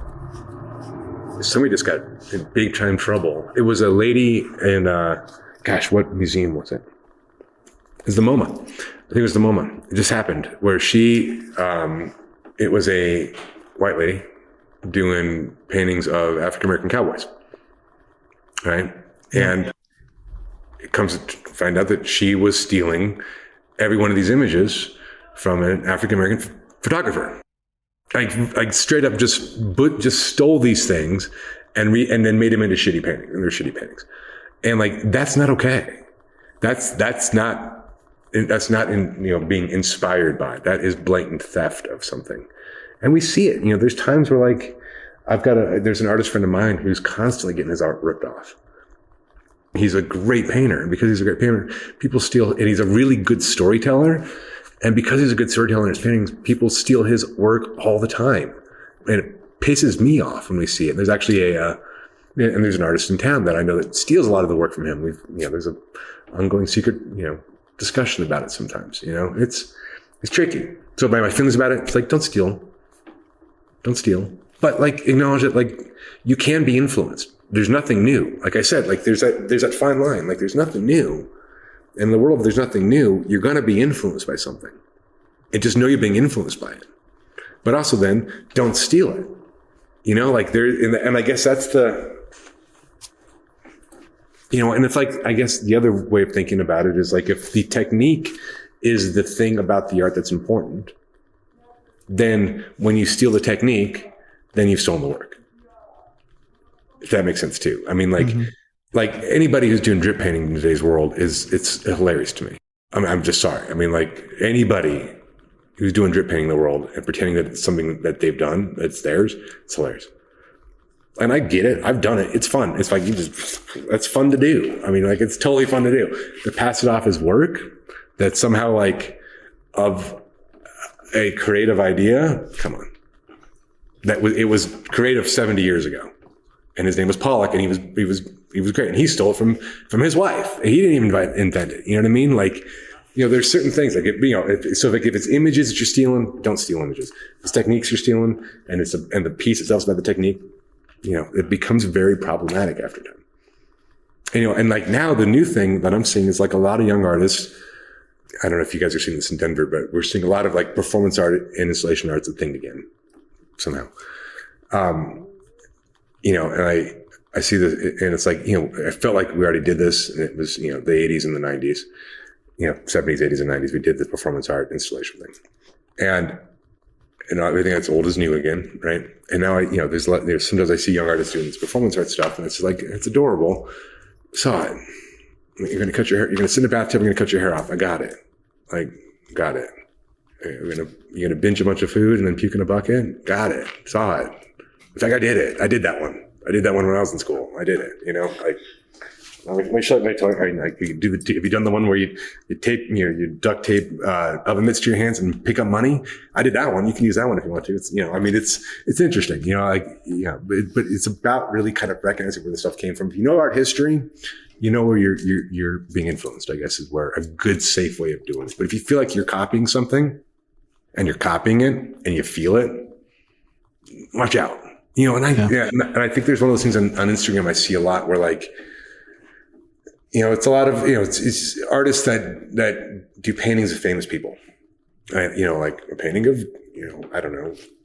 Well, we had this conversation with a photographer, well-known rock photographer out of the UK. Okay. And he shot everybody under the sun from the 60s through the 80s. Got it. And he has this iconic image, the iconic image of Jimi Hendrix. And he talked about this, right? Yeah. Like, you know, people like to paint that photograph that he made. Yep. And they're always like sending him, you know, these paintings, these pictures of these paintings that they've done. And they're like, how do you like it? Or whatever. And he's like, I don't like it. That's mine. Stop. Yeah. Don't do it. Yeah. Did you ask me for this? I mean, like, right. It's funny because, like, you know, in music, it's the 12-second sample rule. You know what I mean? Like, I can use a sample for 12 seconds as a throwback, right? To, like, but I can't use the entire song. You know what I mean? And that's the same thing. Like, you know, and that's actually the one exactly the same thing I was thinking about, was that Jimi Hendrix. Like, the amount of times I've seen somebody do a shitty painting of a Jimi Hendrix photo breaks my heart. Because, like, somebody took that photo. That's somebody else's art. Somebody created that. Somebody used their skill set and made that thing. You, like, if you use it for practice, cool. Practice. I mean, master copies are one of the best ways to get good at something. Like, it's practice. A master copy, do it 100 times. I have my students master copy all the time. I have got a whole slew of master copies I did in college.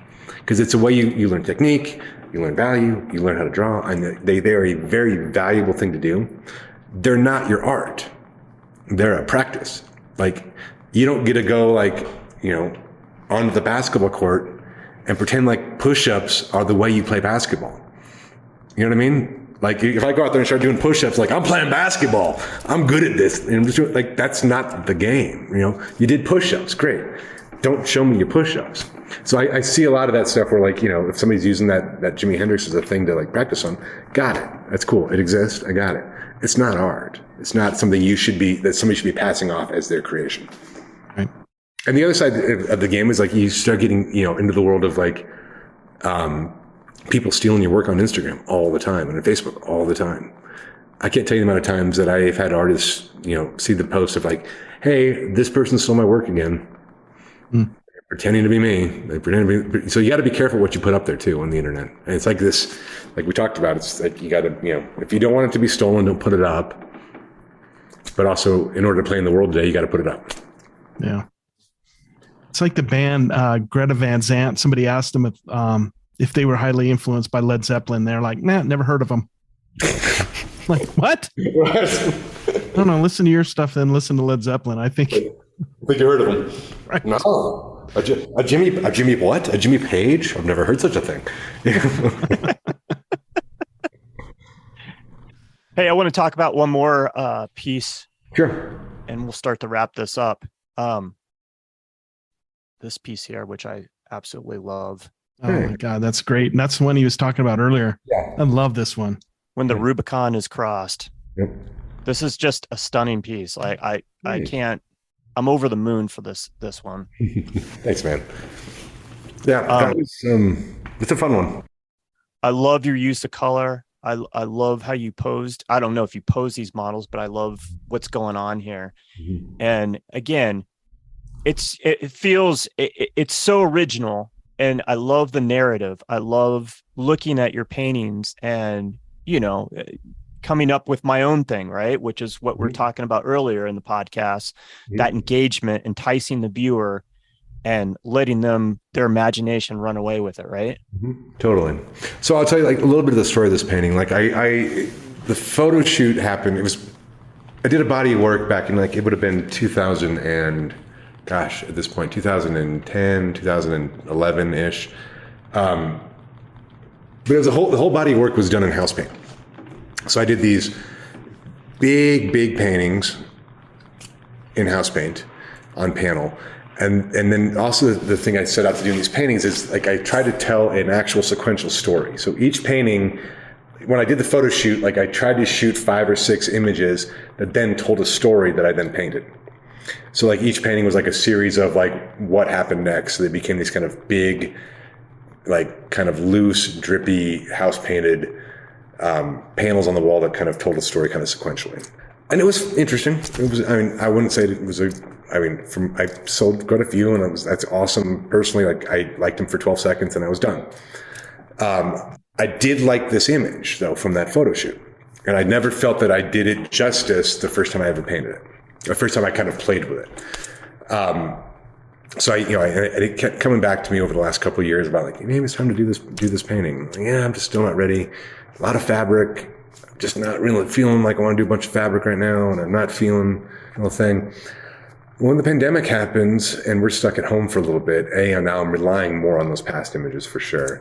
And I'm going through it again, and this one popped up. I'm like, man, this is fucking perfect. I mean, like, what a better painting to do, right after the 2020 election and in the middle of, a pandemic. And so I set out to start this thing, and, it was a fun painting. And again, I liked it for 25 seconds. I look at it and I'm like, yeah, okay. It's a painting. I'm glad you like it. I can't look at it anymore. But there's something else I do like. I mean, it was, one of the things that happened in the pandemic for me was, this kind of like fractalization of what's happened in the negative space. Little dots and it's like a confetti party happened. And, I don't quite know why a confetti party was happening, but it's just tended to start happening in the way I started painting back then. But I'm very happy with, some of the figure stuff, and came out all right, and it does tell the story. And I felt like it was a really good capture of what was happening right then. It's really what I was kind of feeling. I love this piece. I do. I appreciate that. So I got one question. I haven't asked this in a while, but I asked early on. What's it mean to be bold as an artist? What's it mean to be bold? What's it mean to be bold?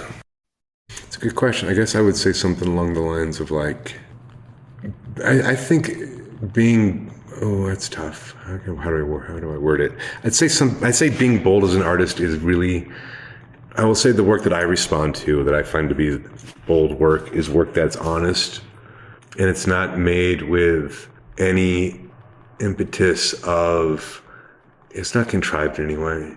It doesn't have a, super wordy artist statement next to it that's trying to justify its existence by the artist statement. It doesn't have, it's just an honest painting that's executed well, and that you can tell the artist is just a person that just makes art and just paints. That to me, that's what boldness is: being willing to not fall into the trap of quote unquote artist. I guess that's what boldness would be. It'd be to fly in the face of that, and to paint and to paint with integrity and paint with honesty, and to paint something that like you have to work to get to. I guess that would be what I would say bold is. I love that. Being big, brash, and weird is easy. Yeah, right. You have to connect. Being honest and being honest with somebody is hard to do. Mm-hmm. I love that. One of the things that I love about your work, not only the originality, but I don't want to see the same thing over and over again from an artist. And what excites me about an artist or painter, in your case, is I want to see some exploration going on. And I feel that and see that with your work. Mm-hmm. And case in point, this image I pulled up, Pilgrim and Gold Shimmers, that whole section, it's under the recent portraits on your website. I just love seeing your exploration of things. Thanks. Yeah, I said it earlier too. Like, I really enjoy learning and getting, trying something and getting uncomfortable. Like, if I find myself getting too comfortable in an art making process, I get bored and I just want to change. And with this particular painting too, the way I paint the cityscapes is very different than the way I've painted the figure. Right? There's just a different approach and a different set of tools and a different it's just a different way of going at it. When I did this painting, and there's another one I did of Riley in the same series, where it's just kind of like trying to find a conversation between how I was making work as I paint a cityscape and how I make work as a figurative or portrait painter. And there's elements of the painting that that were pretty cool and pretty successful. Like this one, actually, like part of the big breakthrough with this painting is it was just a shitty painting, and it was fighting me for 3 days, and I was getting so pissed at it, and like it just was not working from a bad reference photo, and it was driving me crazy. It was a person that I absolutely adore, and I'm just pissed off I can't get this painting. So I grabbed my biggest fucking squeegee I could find and just ripped it. And I was like, oh, okay, that did a thing. I hit it again, pulled out a little more. I'm like, okay. And then I found another way back into the painting. So like this style, this way of working for me is way different than the way I'm working right now. Like this way of working is like it's kind of like a dance. It's like a reactionary type of way of painting, where like every mark I get to react to, and put a dark here, I'm going to react to that dark somewhere else compositionally. If I put a mark here, I'm going to react to that somewhere else compositionally. Just kind of in and out, and pulling things out and putting things back in. It's a very fun way of working. It's a little more like I don't say haphazard, because it's got a lot of intention in it. It's a little bit more reactionary, I guess. A little more like actively going. With the body work I did for the majority of the body work, like the previous painting with the cat skulls, that's a very different way of working. That style of working is a kind of a one pass style of painting, where like I'm working from a really good drawing already on the canvas. I am working on a small section and I'll send you the photo of the painting I'm currently working on right now. That has been, it's been a fun painting. It's both the bane of my existence and also almost done, just close. But it's like, working on very small sections for 8 or 10 hours. And like just trying to render out and get this section finished so I don't have to touch it again, and painting it once. But trusting that as you finally hit the remaining part of the canvas, it's going to work. That's the hardest thing, is like, as I'm learning this new way of painting, it's like, it takes a lot of trust to like render this little section of something for 16 hours and trust that I haven't touched anything else on the canvas yet, and just trust that that it's gonna work. If I do this same thing, render all the way out, it's gonna be okay, right? And but it's also like what I said about painting in general. Like it's just like there's so many different access points into this medium that it's just versatile. It's just fun. And if you're not playing with it, then you're missing out. So it's always a conversation painting for you. Sometimes, a conversation with the viewer, or with the painting. With the painting itself, yeah. Sometimes it's more of an argument sometimes than a conversation. Okay. Some paintings are fight more than others. Some paintings fight. They're hard. Painting's hard, I guess the other thing about it, like, it's like, are either one of you guys drummers? No. Okay. I'm currently learning drums. I've been a bass player for 30 years, and I'm an okay bass player, pretty good bass player. And I started learning drums about 1.5 years ago. And I've graduated from beginning drummer to shitty drummer, okay, which I'm okay with. Like, shitty drummer allows me to be in like a weekend dad's blues traveler cover band. You know what I mean? Like I can play that, But what I've learned is like drumming is really, really hard. Like, to be a good drummer is insane, the amount of work that goes into being a good drummer. Like, any guitar player or singer out there, like, love on your drummer, because they're the ones that are actually holding it all together, right? They're the heart. It's so hard to be a drummer. Painting's the same way. Like, being a figurative or realist painter, it's like being a drummer. It's hard as hell. Like, it takes a lot of work. It takes a lot of practice to be able to just to both be able to render, to be able to balance color, to be able to see, to be able to understand value, to be able to understand composition, to be able to like completely lose an area and have it disappear and have an area come forward. Like, it's hard work, and it's a lot of practice. As we wrap this up, is there anything that you're looking forward to or that you have coming up in the rest of 2022 you want to promote or talk about? I don't know. Yeah, maybe. what's coming up in I didn't even think about 2022. We're in 2022 right now, right? It's so weird. No, it is. Yeah, I mean, just like, if you excited about the spaces, Bosky Studio, my wife and I, we're, not only are we painters, not only am I a painter, but she's also a printmaker. We've also got a series of things that she also makes stuff. She's a very talented and creative human being. So we've got coming up on our website here relatively shortly will be Bosky goods, just kind of handmade cool items that she's putting together. The other thing that we do is we do a thing called Bosky backdrops. We started doing hand-painted backdrops for photographers a couple years ago in the kind of Leibowitz style, kind of like monochromatic gray tone textural, and they're fun as hell. Like one of my favorite photographers, his name is Aaron Anderson. He does really cool portrait photography and kind of stage narrative photography. And he did a series of work for us at the gallery a while back in return for us to paint a backdrop. And I'd never done one. I'm like, yeah, sure. What is this about? And we just dove into this stuff. And like, it's just fun to make. It's fun to create. And he loved it. And he's like, this is like, usually these things will cost me anywhere from $2,000 to $10,000 to buy. Like, really? Well, we are much cheaper. So we've been playing with that for the last couple of years. We've got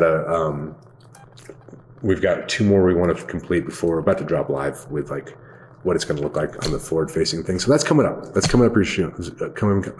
So like Bosky backdrops will be a thing probably in the next, hopefully 5-6 months. Damn, man, I wish I would have known that. I was in serious search of a backdrop about 7 months ago. Yeah.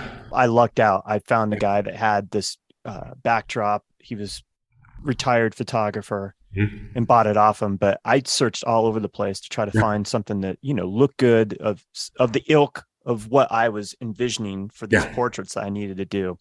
So it's good to know. Good to know. They're coming out. I didn't, again, as I said before, I'm not a photographer, so I didn't know these things existed.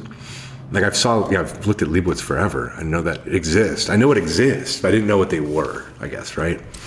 And they're fun to do. So hopefully coming up. And then, I got new paintings coming up soon and just staying busy. And then at the Virtu Collective, our space next door, we'll be doing a series of workshops that people can sign up for. So just kind of follow us on the gram and on the gram.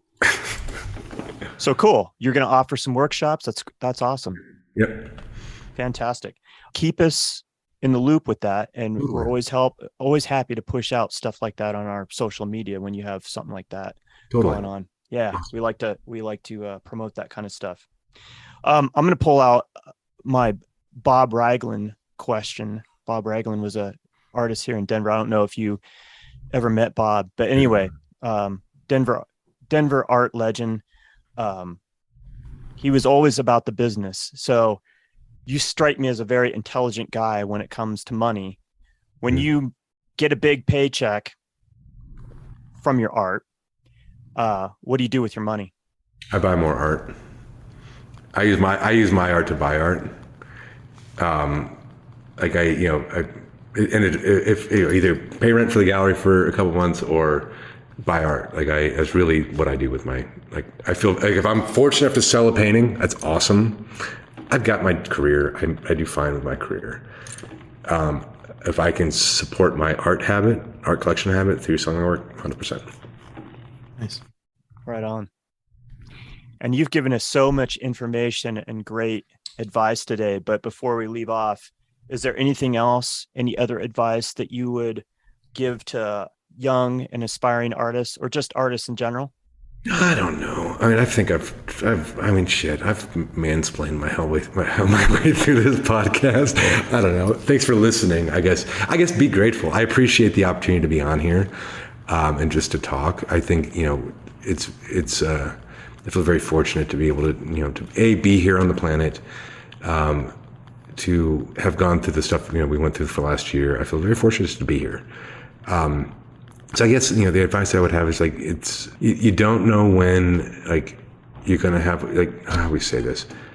I would say my advice for young artists and just people in general is you don't know when it's going to stop. We all know we're going to leave this planet at some point. We don't know when it's going to happen. So it's really important that you just really appreciate the fact that you're in the here right now, and then make an impact when you're there. Right on. I think back to the Warren Zevon quote as he was towards the tail end of things. And I think it was David Letterman that was asking a question of him. And his advice was to everybody, enjoy every sandwich. That's great. Yeah, totally. That's great. Totally. Thanks, guys. Thank you. We really appreciate your time. Time is the most precious thing we have. And we say it all the time on this podcast. The fact that you were willing to, carve out a few hours of your day away from Riley, away from your work, and spend it with us, that means the absolute world to us. So thank you very much, Brett. My absolute pleasure, guys. You guys are great. Yeah, it's been awesome to get to know you a little bit and see your art. And I can't wait to come down to Colorado Springs and see your stuff in person and visit the gallery and meet Riley and you in person. So hey, your doors are always open. You guys are part of the Cool Kids Club. Come down whenever you want. Nice. I like being a cool kid. Again, check out Brett's website, brettandrus.art, and on Instagram at Brett Andrus. And you can find Bosky Studio at boskystudio.com. That's BOSKY. And on Instagram at bosky.studio. I will have all this and more in this week's episode notes. And for the Tenant Podcast, I'm Todd Pearson. And I'm Wes Brown. Have a great week.